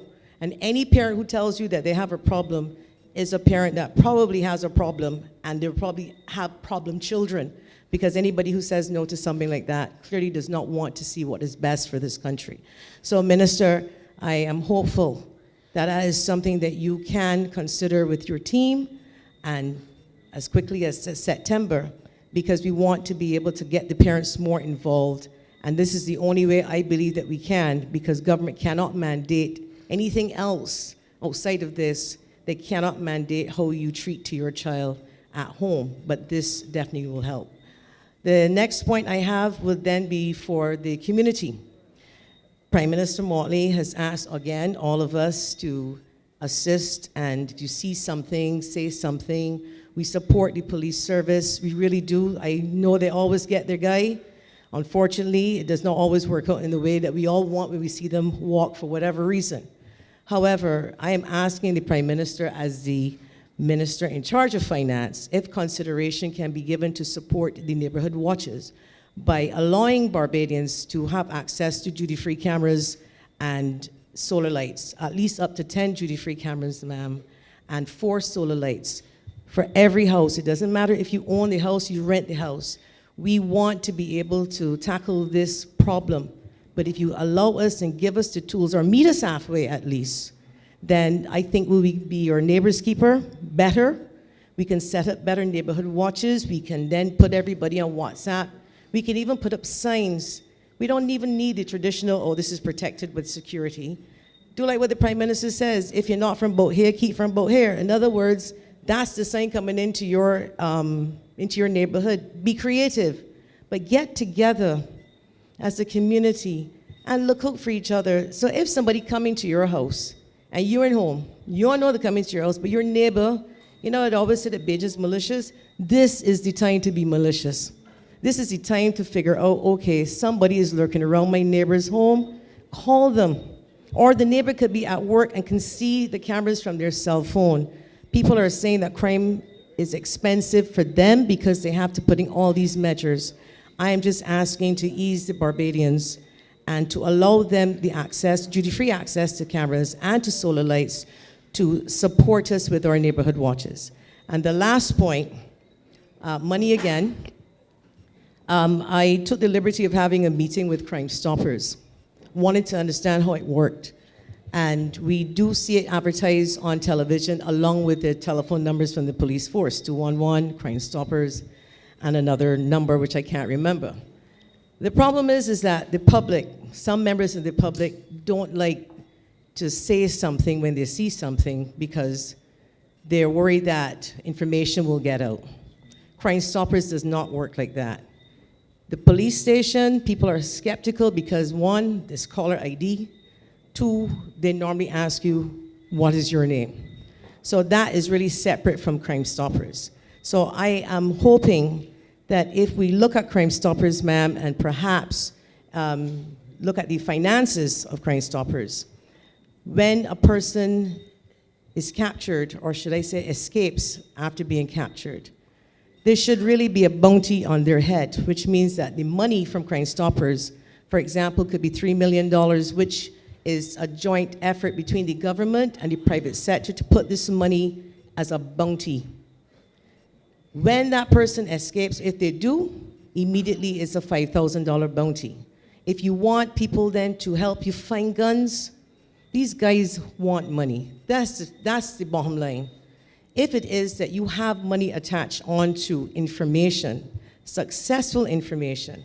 So if John Brown is deciding that he wants to rob and he going to rent a gun for $100 to only get $150 and end up shooting somebody, why not then say, okay, it's $2,000 for every gun that we could find if you give the information, and it's another $200 if it's more than one gun, $20 a bullet. In other words, you're snitching to get rich, not snitching to get a stitch. So it's like snitches get riches, and you can really actually change that whole thing because people in the neighborhoods, I'm telling you, would give up their mother if they knew that money was attached. We will get the guns off the street, most of them, while at the same time government is tackling the guns at the port with all of the methods, all of the things that they're putting in place. We need to get them off the street. Similarly, drugs. You pay for every kilogram, you can pay for every pound. Make it into, I don't want to say the word business, but make it a little interesting, because if the man wants money, and he does, what do you think they do it for? They do it for new shoes, they do it to impress girls, they do it for the cruise. That's why they do it. They don't do it and do a Robin Hood thing and say, well, let me steal from the rich and give to the poor. They're not even stealing from the poor. They're stealing from us, from poor black people that even have less than them in a lot of cases. So I'm saying to the government, if some consideration can be given and work closer with Crime Stoppers, where it is confidential, the information goes to Canada, it is not even shared with the police other than the tip. Your name is not even given in, and how that money is collected would be something that Crime Stoppers is willing to promote. But they do need the funds. They didn't send me here to speak. I went after them to ask the question. So I am here now to put it to the government, to put it to the public. Prime Minister, you said, you share the burden. We want to share the bounty now. We want everybody involved and put something like $3 million in a bounty to be shared amongst Barbadians so that we can get the information that we need. They will get the money that they need, and if they get the money, then they don't really need to steal unless, obviously, something is wrong with them mentally, but that's a different story with career criminals in some cases. But in most cases, it's desperation, laziness, yes, but I'm hoping that those 3 points are taken under consideration, ma'am, and we can sort of move forward. It's not the solution 100%, it's low-hanging fruit, and something that we can do almost immediately. Thank you so much. Thank you, Joanne. Reinveld Blenman.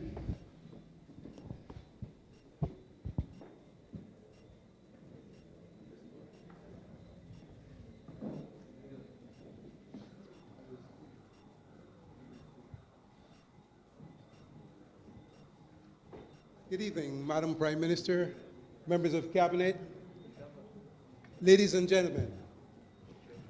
My name is Renval Blenman, Ren for short, R-E-N, and not W-R-E-N. W-R-E-N, that's the bird. I like to sing all right. Now, in reply to also Madam Prime Minister, the reason why I sat in the back, because for the last 25, 30 years, I've been sitting in the front. But I'm retired now, R-E-T-I-R-E-D, and I turned around and R-E-T-Y-R-E-D. Anyhow, ladies and gentlemen, there are a couple of things that are of very serious interest to me. Number one, I'm a thoroughbred Philippine. I was born in St. Philip. I'm not going to tell you the year because I'll be giving away my age. And I was educated here. I left Barbados in 1967. My parents and myself, and we took off to Canada. And of course, I completed my education there. And I had a very wonderful father who was also a member of the Royal Barbados Police Force back then, for over 30 years here. And I left here, went up to Canada, and he rejoined in Canada. My mom was a nurse, so of course, I had discipline on both sides. Now, I'm very, very serious when it comes to discipline, law and order, rules and regulations. Because anytime you lose law, order, what do you have? Total chaos. Total chaos. And we don't need that. So we have to come up with some ideas. I realize at this time that we're doing, our boys in blue are doing, and the girls are doing a very wonderful job. I compliment them. They're doing very well. I also will let you know, I have, due to my father's background, I also have a background in law as well. Not legally, but from the police perspective. Because when I completed high school in Canada, I thought I would follow my dad's footsteps. So I enlisted for 1 year.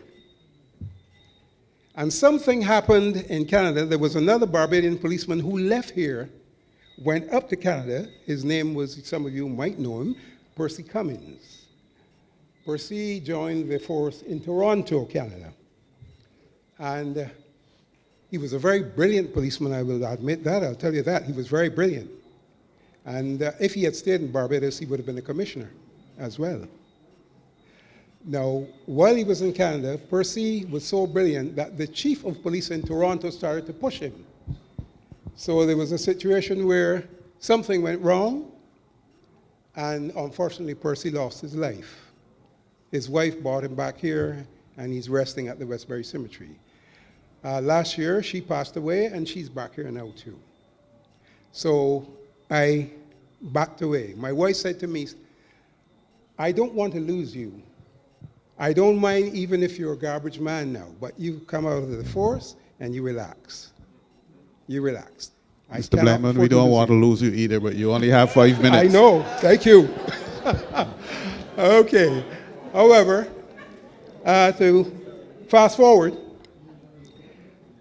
I find that the contemporary parents here, they lack proper parental skills. We need to get them up on proper parental skills. It's falling behind. Now, I realize that the children, they are not very well disciplined as well. Some, not all, I will say some. Let me qualify that. Because there are some parents who definitely try, and there are some who are not really giving it a serious thought. We need to get that sorted out. Otherwise, you will see what's happening now. They're going down the wrong road. Now, my dad, going back to him again, he always said to me, son, when I come home, let me find you in the house with a book. And there was good reason for that. He always stressed that education is extremely important, and a sound, solid education. As the mighty sparrow said, children go to school and otherwise later on, what's going to happen? Thank you. He was not wrong. He was extremely right. And I made sure I followed my goal to make sure I got myself a solid education. When I was in class in Canada, the teacher said to me one day, he says, Renville, where did you learn French? I said, I learned it in Barbados.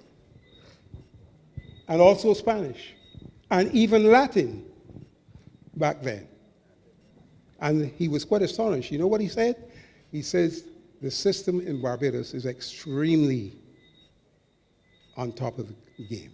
It's extremely on top of the game. He was quite surprised. Of course, back in the 60s, there weren't many of us in Canada at that time. But now it's quite different. So let me remind you, parents, make sure you instill in your children, they must get a solid education. Because if you leave here and you go anywhere else in the world and you're not with it, you have had it. Or I've listened to our dear Prime Minister on the world stage. Nobody can touch her. Nobody can touch her. She is sharp. Sharp. Not even I wouldn't call him my friend in the United States of America, because I'm worried about him. I'm very worried about him. No. So let's get that one sorted out, number one. Number two, the crime situation, which is up my street. Madam Prime Minister, my idea about this crime situation, if you're not going to the University of the West Indies, when asked, you're not going to the Barbados Community College, you're not going to the Polytechnic, there are many other courses now like Coursera that's online that everybody has the advantage of getting involved. Do something with yourself. Pull yourselves up by your bootstraps. Don't just sit around on the block and waste time or waste your life. Get with it. As a matter of fact, as they say, take off the rose-colored glasses and smell the coffee or the roses. Let's get with it. Pull those children back. Pull the horses back. Okay, pull them back. Now, last but not the least, let me mention something to our dear Minister of Education. Congratulations to you, number one. Number two, I worked in an office here for the last number of years, and I must say, I was astonished to see 16, 18, 20, 50, and one or two 60-year-olds come in front of me and sat in an office in front of me. A simple application form, name of applicant. Sir, what is that? Name of applicant. And they're asking me, what is that? Now that says something. It says something, and there's no doubt about it. Let's not fool ourselves. We have a serious problem to deal with. Education. They cannot read. I've just embarked on a program at my church, St. Martin's Anglican, of community outreach, because the spiritual aspect is also very important. Let's not run away from that. It's very important to see if I can assist in getting things rolling in that direction. Right? All right, ladies and gentlemen, thank you so much. Have a good evening. Thank you to Mr. Blenman. Guy Wilcher.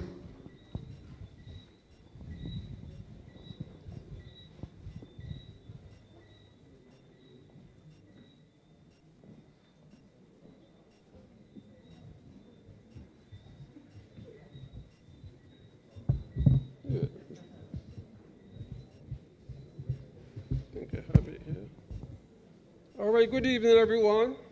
My name is Guy Wiltshire. I was a former resident of Ragged Point Lighthouse. I am here tonight to discuss what we can do to bring it back to its former glory. About 50 years ago, the beam from the lighthouse became automated. The lighthouse keeper's job became outdated and the lighthouse became abandoned to the raging wind and rain.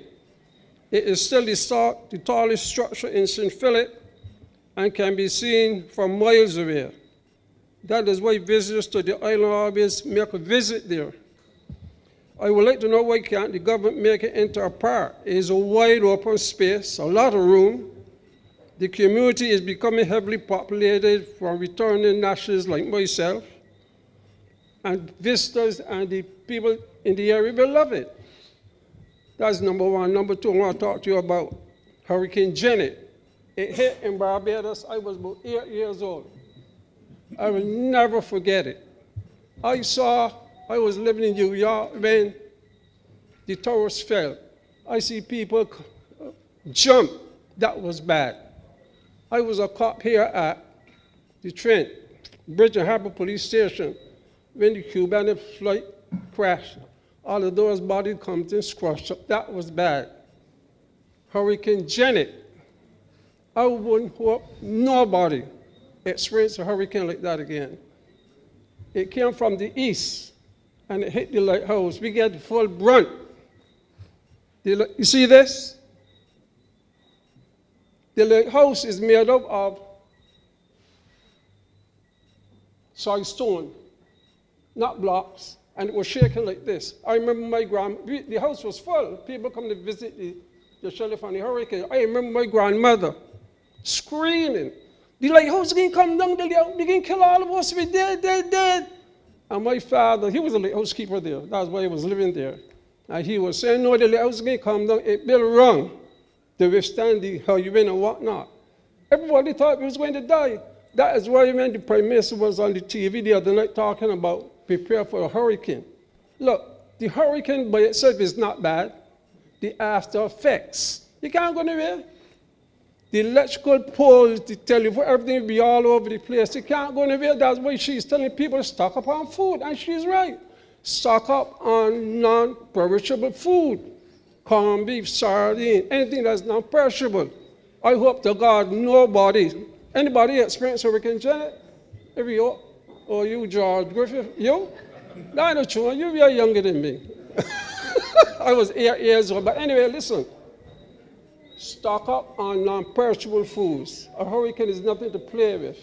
That is why when you hear the Prime Minister go on TV and talk to people about prepare for the hurricane, she's right. I experienced it. I know what I went through. I don't know when I hear about the hurricane coming, I tremble. Please. Okay. Look, I'm sorry to went off the mark. But we want the lighthouse fixed up again so people can come and enjoy the scenery. I lived back there in the 50s and 60s.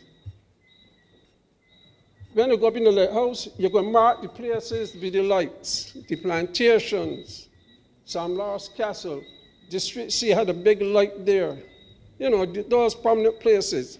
There was no lights, you know. But you go back there now 50 years later, you go up there. I visit Empire State Building. When I visit it now, I think I see New York City. It is easily the most beautiful place you can see in Barbados. The light in Barbados built up now. So when you all get a chance, I think the government could make a lot of money from the lighthouse. Because people are always going, tourists are always going up there and say, look, I want to see up there, I want to see what the island looks like from the lighthouse. It must be beautiful, especially at night. My goodness. So, I'm saying this to say this. You all people here get behind the government, fix the lighthouse. You all can come and take a look up there and see what it look like, okay? And also get behind the government to fix the lighthouse. People can come there and enjoy the park. It's a beautiful place, okay? Anytime you all got a chat, no. Oh, thank you. Miss Burgess, she's from up there. Anytime you all get a chance, go to the lighthouse now, and you could take a beautiful view of the West Coast and East Coast. Beautiful view, okay? That's all I have to say. Give me applause now. Thank you very much. Thank you very much, Mr. Wilson. Our final listed participant, Alexi Charles.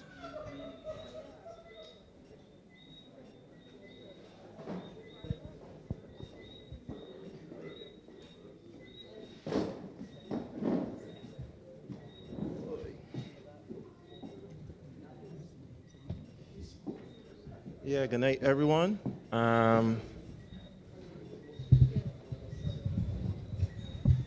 Good night, everyone. My name is Alexei Charles. I am an artist, an art teacher, photographer, a whole lot of stuff dealing with the arts. What I came to speak about was, I guess you can say, need for more intervention with the arts within Barbados on a whole. For me, I would like to see more spaces where we as artists can hone our skills or produce things as artists. For me as a teacher, teaching visual arts, I find that when you come from the primary school level to the secondary school level, majority of students have not done art at all. And that's a bad thing. And then you find students don't see art as a viable way of making funds or making money in any type of form. And you would see that nowadays, art is a good way to make money, whereas social media, whereas people doing TikToks, people doing podcasts, stuff like this. So my idea is to see how we could create spaces, whether it be open space with different studio spaces for people to come and create stuff that could be put up online, ways that people can make a living from this and make it more viable for us as artists to make a livelihood from this and not just... Alexi, let me interrupt you. I haven't done it for anybody else tonight. Be more specific. You're being abstract. So, if you were making a presentation for an art space in St. Philip tonight, what would it be? Where would it be? What would it look like? What would you like to see? Who should it cater to? Okay, so in terms of the art space, it could be a warehouse where you could have multiple rooms in this warehouse where a room could be set up for people to do music production. We have many musicians coming from St. Philip. We have Stetson Wiltshire, we have Blood, we have so many other musicians that come from St. Philip that could aid some of these young upcoming artists to deal with stuff relating to music. You could have rooms where people could come set up to do podcasts, set up to do recordings of video podcasts, do stuff relating to movies, short films, different things like that. Could also have spaces where people could do art-related stuff, where it could be doing paintings, photography, all these different things could be all housed in a warehouse facility. It could be in 6 Roads. I don't know if 6 Roads has any more space, but it could be in 6 Roads because 6 Roads is a hub right now for activity. So that's mainly what I'm thinking of could be a good way, because to me, right now, as an artist, I don't think that there's much facility, because I went to BCC. The teachers at BCC told me they wanted an art gallery for the longest time, and I am 31, and there's still no art gallery, all right, in terms of national art gallery, per se. So trying to find ways that we could build up arts in Barbados so that the children that I am teaching can see that art is a viable solution for them in the future.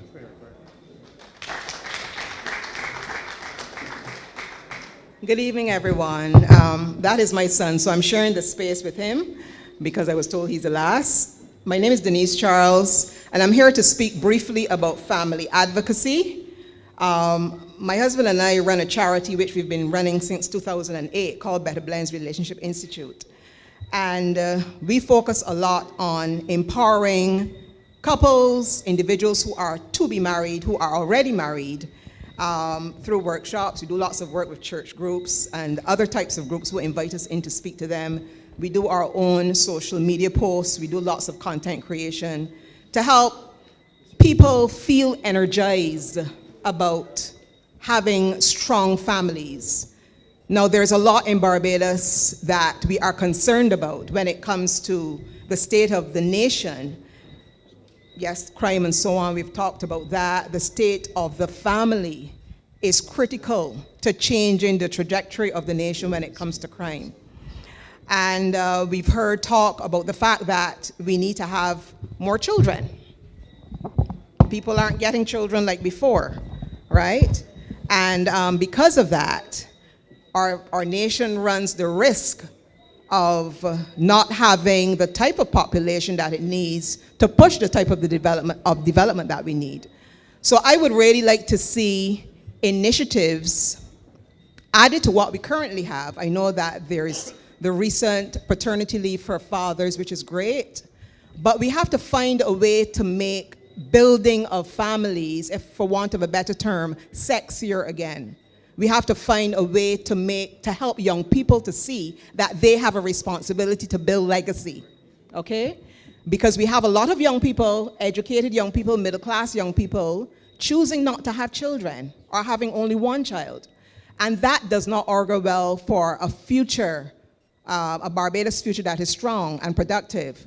So what we do in terms of family advocacy, we would perhaps want to expand what we do to more families across the nation. We've recently started something called Strong Love Community, and the focus is on building strong love, strong marriages, strong families, to build strong communities and a stronger nation. That is actually something we see as our mandate. And we really believe this passionately, not only because we've been married for 40 years, but because we really want to see this nation thrive. I got married young, yes, but I was raised in a home where my mother taught me values. And I am who I am today through and through because of my mom. Yes, I also learned a lot from my father. And we cannot negate or we cannot minimize the role that parents play in shaping national values. It is not just something out there for the school to do. Okay, it is critical that we get it right at the level of the home, and government must become intimately involved in building strong families, helping people to understand what love is, helping people to see what committed relationships look like, what marriages look like, so that this is going to redound to the success of the nation, and we can't leave it up to chance. Something that my husband always says with respect to relationships is that we have to be intentional. We are intentional about everything. We want to lose weight, we go to the gym. We want to succeed in our careers, we study more. We apply ourselves more. We want a better vehicle, we save the money to get that vehicle. But when it comes to family life, we sort of think it's going to happen automatically, and it won't. It requires a lot of effort. It requires a lot of knowledge. Even though I got married young, I did a lot of reading and engagement with knowledge to help me be who I am today, right? So I'm going to end 1 minute with a poem. I don't think it's a minute, because it captures the role of family, and to echo what Janice said, the role of God in our lives in terms of helping us to be who we need to be as a nation. Knees planted, it's called Prayers of My Mother. Knees planted on hard ground, hands clasped under chins beneath sleepy cloudy eyes. An air of reverence filled our bedroom then. But there was no letting up, no getting up, because the time for our ritual morning devotions had come. My brother and I and Mommy knelt each morning at the crack of dawn to make our petitions known to God. My mother's God was as real and as steadfast as the cold metal of the old brown bedstead, with the basket of colorful flowers with a blue ribbon tied, painted in the middle and just above the side where we knelt to pray. Let the words of our mouths and the meditation of our hearts be acceptable in thy sight, O Lord, our strength and our Redeemer. Followed you throughout your school day, chiding you, reminding you, fearing you, daring you to not tell that lie to teacher when you were the one caught with the black lead that wasn't yours, even though you were tempted to invent some sorry tale. But sometimes you forgot. And give us this day our daily bread, and forgive us our trespasses as we forgive those who trespass against us was real, because our trespasses to be forgiven were many, And Mommy made us recite the Lord's Prayer together and then say our own prayers with whatever words we chose to talk to her God. For her God was our God, and our God was a good God and a kind God who loved all the little children of the world, including the willful, always stubborn, wicked ones like me. Because I often felt wicked. Because I loved to back chat and talk back and dance wildly behind Mommy's back when I got the chance. Because I was not compliant like my brother, who received the gift of a Bible when he was maybe 12. I really can't remember. So the days we knelt for bedside prayer became too many to remember till one day I knelt with my own sons, and like my mother, taught them to pray. Train up a child in the way that he should go, and when he's old, he will not depart. Words nestled deeply inside my tear-filled, joyful mother heart. So that one day their children will clasp hands and close eyes and still peep and wipe sleep away and wiggle on hurting knees, yet stay and repeat the old prayers that their great-grandmother taught me. And with that word, let's be encouraged to train up our children in the way that they should go so that when they are old, they will not depart. We have to nurture legacy for national development. Thank you so much. Powerful closing words. All right, before we allow the three MPs for St. Philip a very brief wrap up each, the Attorney General will speak.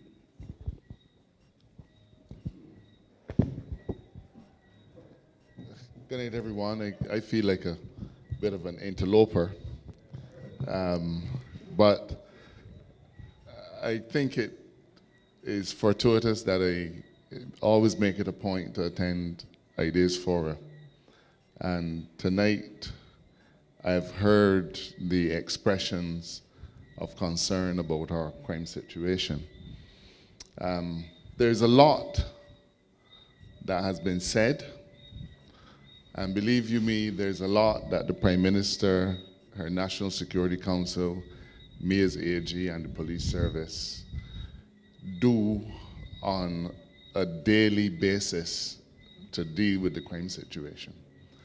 But unfortunately for me, I'm not like Indar. Indar can talk about everything that happens in agriculture, from trying to get rid of courage to giving people free fertilizer and sorting out water and shooting monkeys.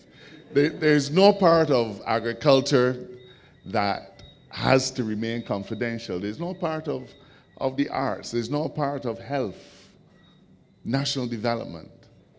But a lot of what keeps the Prime Minister and myself awake at night, matters of national security, are things that regrettably we are duty-bound to keep confidential, but we believe that the results are being seen, and I'm not sure if he left, the gentleman who praised the Barbados Police Service for the work they were doing. I'm so glad that there are a few members of the public who are willing to look past all of the challenges and acknowledge the diligent and successful efforts of the Barbados Police Service. So, young lady, I don't remember your name. Not your fault. I don't have many brain cells left, especially on a Thursday, Friday night. What's your name again? Shakira, yeah.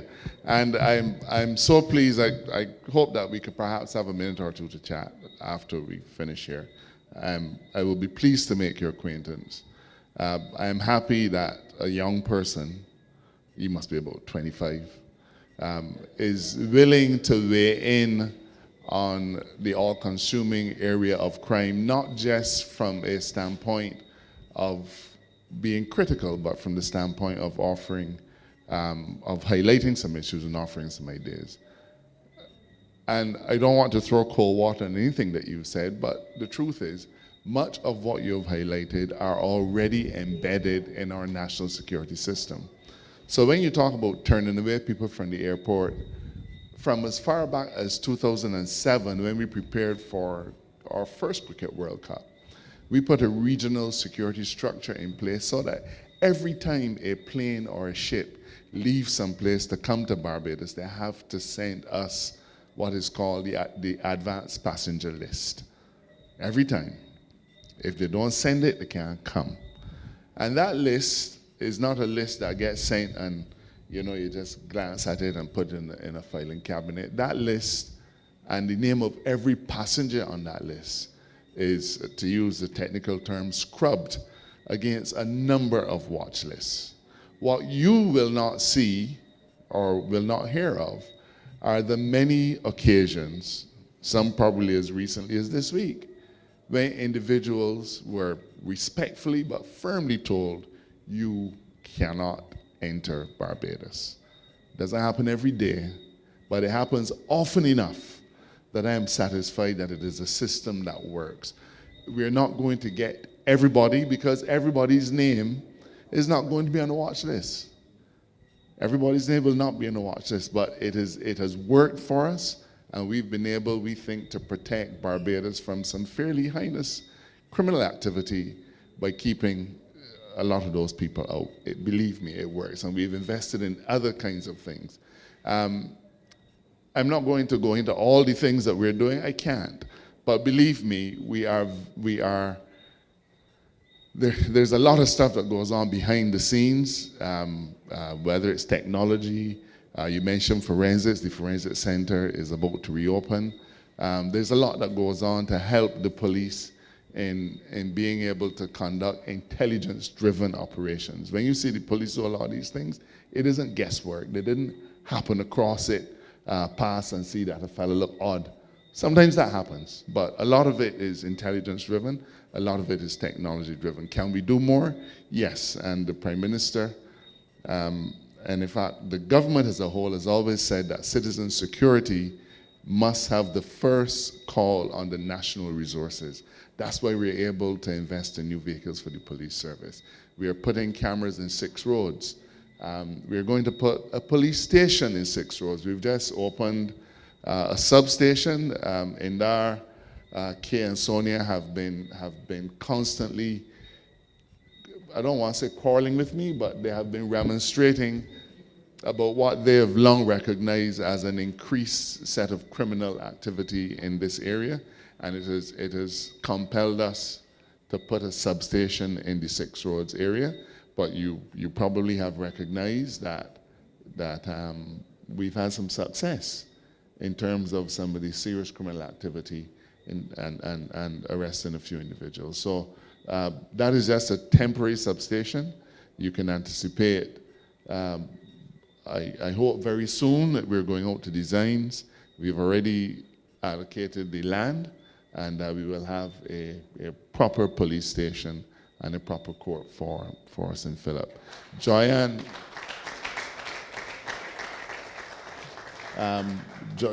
you mentioned some initiatives. I don't know if Chad plans to speak, but you will, yeah.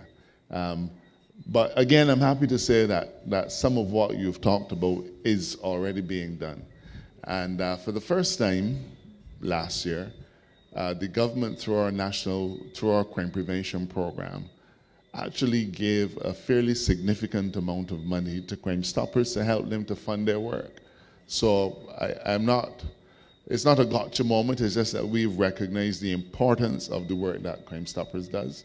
And we've given them little $10,000 before to help them with school programs, but we felt that they needed a significant injection, and therefore we gave them a very tidy sum last year. And I believe that it is no longer in my portfolio, but the intention is that we will continue to fund Crime Stoppers in succeeding years. As for a reward scheme, a bounty, it is, I suppose we could say, largely alien to Barbados, but the National Security Council has actually begun the discussion with the police service to see exactly how that would look. From what we see on television, and I know that I also only have 5 minutes, more. But from what we see on TV, people talk about, you know, a reward. You're offering a reward. There are some unique mechanics to a reward, because all of us could call in a tip. But as Naval would know from his policing days, only one of them might be the one that causes the police to apprehend the criminal. But every single one of you can say that it's me that had any tip. It's me that caused the man to get caught. So there are some niceties that have to be worked out. But suffice to say, we've begun the discussion, and I can't tell you it can be $3 million. I'd rather spend $3 million in a police station. But it is something that the government is receptive to, as long as we can work out the logistical issues. To the people of St. Philip, let me thank you especially for your patience. There's still a lot more to be done. I am happy to have spoken after Miss Charles, because, where's Miss Charles? Right there. Your poem, you know, my father was an ordained minister, and I always boast about that. But, you know, morning devotions was a part of my existence. I didn't keep any with my children, probably because I was out working when I should have been praying.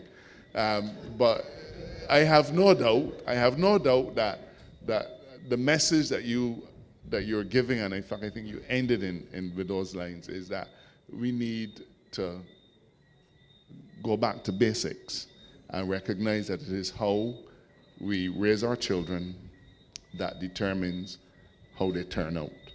The police have been arresting young boys with firearms, and they're how old? 17 and 18 and 16, and 16-year-olds have been killing. Well, where was your son when he was 16 years old? At school. And you were checking his bag when he came home, he was doing homework. Okay, so one of the things that we need to acknowledge is this crime situation did not, and I'm walking away as I finish so that you know I can stop talk. This crime situation is not something that grew up overnight. It wasn't a mushroom that, it wasn't there yesterday, I come out this morning and said, well, Lord, sit there. The seeds were sown a long time ago. And like any challenge, whether it is, and I see our healthcare people here, it takes you years to get diabetes, but there's no instant cure. You have to change everything in order to get it reversed. The Prime Minister and I, and we call on him all the time, you do, we do too in Cabinet. Barbados wants to have crime statistics from the 1970s, but we want to maintain a lifestyle that has all the characteristics of 2025. Now, believe me, that is trying to fit a 1-inch bolt in a 1/2-inch hole. Thank you for your time.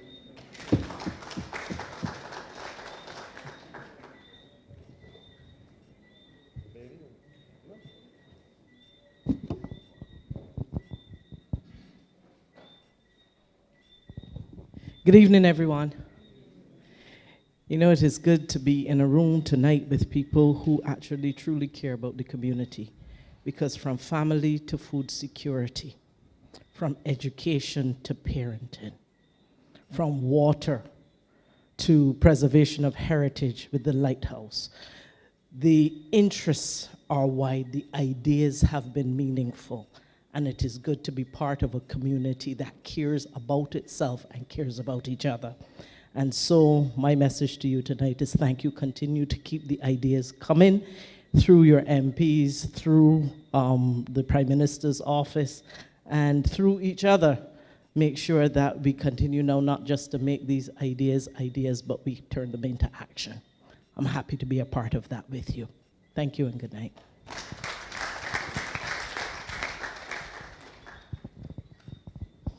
Good night again, everybody. Since Dale took 4.5 minutes of my time, I will just speak about 30 seconds. First of all, thank you all for coming out today. It makes St. Philip look good. As the Prime Minister says, we is we, so we show up. What struck me most this evening, and I have to admit it, I forgot your name, please forgive me, Janice, the comments you made, she said Janice.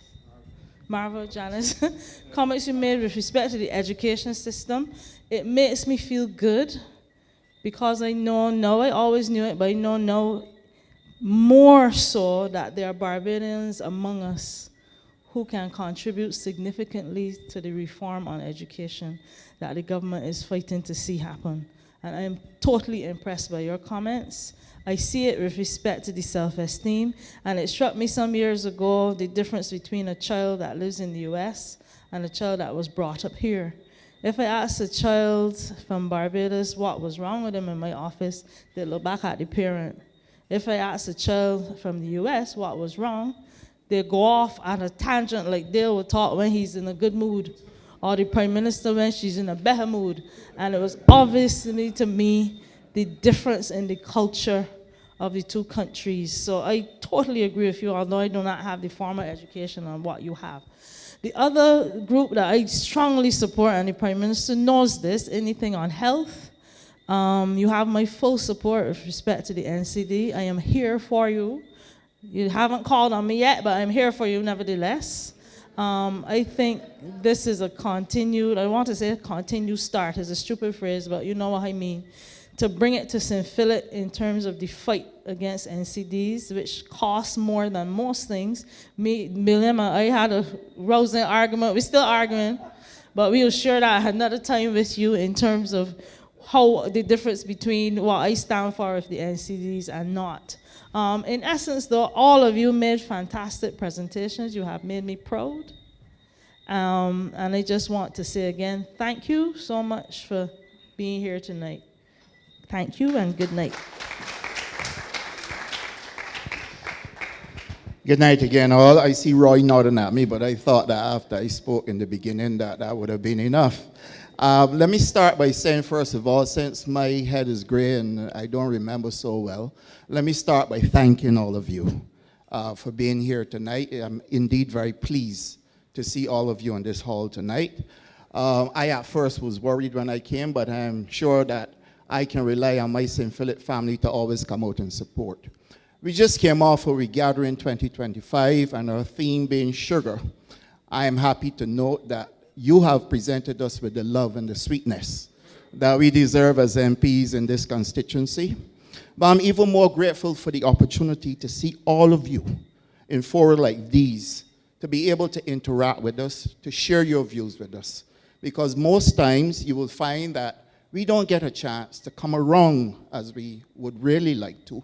But creating opportunities like these give us a chance to hear from you and to give the government a chance to be able to respond to what you, the people who elected us as a government, are asking us to address. And I think that that is a very fair way to run a country.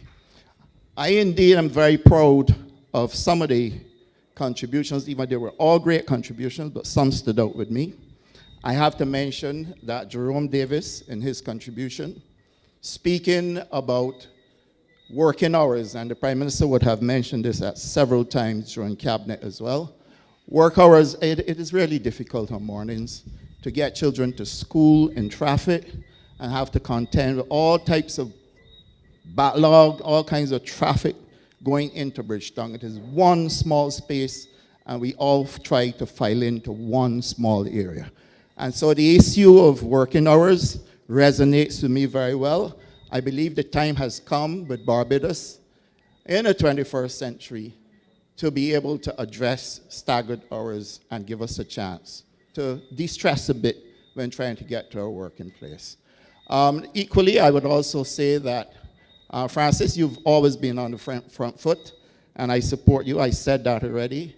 I think you have a lot to offer, and I think we should capitalize on using you and your experience, not just in food security or agriculture, because most people in this room may not know your work in aviation as well. And I believe that we have enough talent in this room for us to continue to share. Please feel free to use my constituency office to send information. The landline actually takes WhatsApps, 546-2416.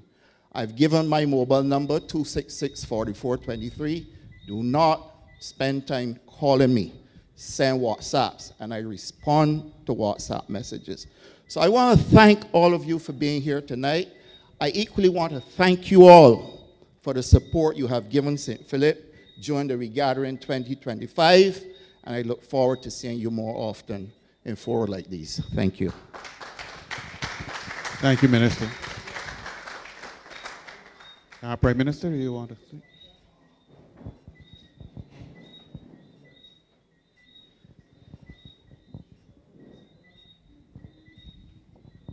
I don't know why I'm walking out, because I'm going to be less time than it took me to walk up. Let me say that every time I come to an ideas forum, it makes me proud to lead this country. At a time when democracy is at risk and under threat in so many countries across the world, the fact that we can continue to engage meaningfully, and believe you me, the ideas which come from here, the office that Roy leads up, are required to be able to be distilled and for us to be able to make genuine decisions about what you, the people of this nation, and in this particular instance of St. Philip, want to see and how to see. Like everything else, government is about prioritization, but I believe that 70–80% of what I've heard here tonight, between, as Dale told you, some of it is already in train, some of it is where we want to go. The difficulty of running a small country, especially one that is facing reduced populations, is that it's the same handful of people doing everything. And therefore, it's a question of what you extract, when and how, and there is still a work-life balance for people who must work in government, because it's not only the MPs, it's also the public servants. And as you know, I am proud also to be Prime Minister of a public service that for the most part, the officers come out to these sessions and they hear firsthand too what the people are saying. And since St. Philip used to be that place where perhaps I spent more time listening to Calypso Tents than anywhere else, and if not in St. Philip, from St. Philip at Dover and wherever else, Steve Shed, it has not escaped me that tonight is the 31st of July, that it is the night before competition, and competition in any other part of the island might have a different set of people wondering, what competition are you talking about? But competition in St. Philip means one thing, pick of the crop, because you have done more to direct people there than perhaps any other parish. So it has not escaped me that you have come out in spite of tomorrow being competition and in spite of the fact that queue is short there in Burton tonight. So it really says a lot. I want to wish you all a safe crop over, and I want to ask the country to enjoy this long weekend, but to remember that to be safe. I do not forget my grandmother telling me that she don't like bank holidays because people on a bank holiday don't drive like how they drive on other days. And these are the small things. As I say, I'm sure many of you had the same conversation from your parents or grandparents. But these are the things, Denise, that you were really referring to just now. These are the small things that, when taken together, make us who we are. And to the gentleman from Canada, I believe he left, I want to thank him because he reminded us in the context of his speech about discipline. To the youngsters who came, the young medical professionals, I say power to you, because your duty is not only to make money, but it's to live a purposeful life. And the fact that you are here, even before qualification, trying to make that difference, I want to encourage you. Janice, the Minister of Education, is there. We're looking for people to help lift weight because, as I said, we're trying to reverse over 3 centuries. And last night I spoke about it at length at the launch of the book by President Obasanjo from Nigeria at LESC with Prime Minister Patterson. And it is not going to happen overnight, but the Talmud, Billy Miller taught me this when I was a young girl in politics. And it's a line that comes from the Talmud, the Jewish holy book. that we are not expected to complete the task, but neither are we at liberty to resile from it. We have to run our leg of the relay. And the truth is that some of us will come on and some of us will drop off at different points. But the context of mission, and that's why we have framed as a government the 6 missions. The mission to keep this country clean and beautiful, whether it is land or our oceans. The mission to raise the self-esteem and to allow Bajans to look in the mirror and feel confident about themselves and know that they are as good as anybody else and nobody else is better than them. And therefore you have a legitimate right to speak up when the doctor asks you what is wrong with you, rather than looking to your parent to ask whether you can talk. Thirdly, that we have a right and we have a duty, to ensure that everybody has access to food and water in this country. Fourthly, that we have a duty to reduce crime and to increase public safety by at least 50% between now and 2030. It is possible. It is possible. Fifthly, that we have to remember that we have to live to enfranchise and empower our people. I've just spoken about the horrors of the located labor system and that going in for almost 100 years from emancipation. And that is why what was done by successive governments, but in particular Tom Adams with the Tenantries Freehold Purchase Act, is so critical because it allowed us to enfranchise people so that they could fix a house and get the land at next kin to nothing, which meant that they therefore had a stake in the society, in the community, in the democracy, in a way that if they were only tenants, they became liable to be shifted about and moved about at will. And I say successive governments because Mr. Barrow would have put the arrangements in place first to protect them and stop people from moving them about. And Tom then came and gave them the right to be able to buy the land at 10 cents a square foot. And it is still that price today, cheaper than a pair of sneakers. And sixthly, you cannot live in this world without having appreciation for conversion to the digital community. We live in a digital world. In 1900, Barbados had 200 primary schools and 6 secondary schools and a university on 166 square miles. 200 primary schools. We're down to just over 60 now, I believe, and we have 21, 22 secondary schools, and of course we have the University of the West Indies, but we equally have the same Codrington College that was affiliated years ago, decades ago, with Durham University. I say that because that is not the limit of our educational system anymore. And the gentleman who spoke earlier about Coursera, we pay, and I want to repeat it because I want more Bajans to use it.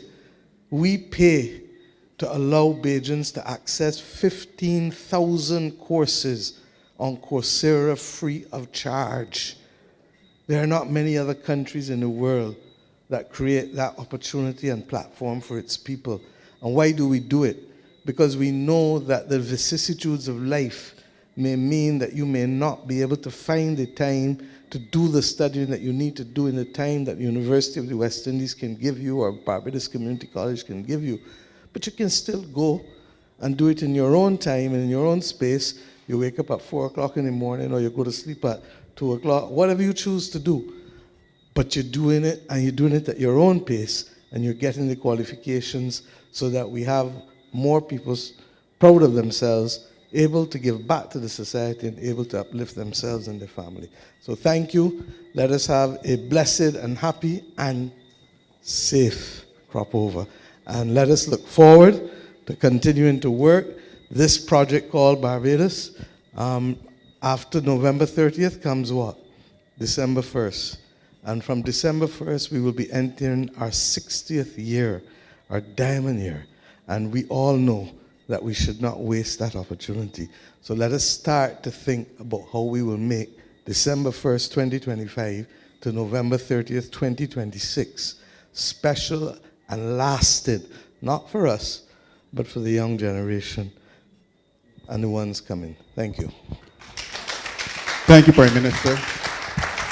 Thank you all very much for coming, for sharing, for participating. Before you leave, remember the next stop is St. Andrew. So it's been mine. So when I say welcome to St. Andrew this time, it will be genuine. Alicia, please, before you leave, could you go over to the other door, please? There is Miss Victor over there with an issue that we need to resolve. I wanted her to speak with the CEO of the National Housing Corporation, but he reported that he's not feeling well. So we need to get some information from her so we can put her in contact with him first thing tomorrow. So please take care of that for me. Thank you very much, folks. Have a good night. Get home safely.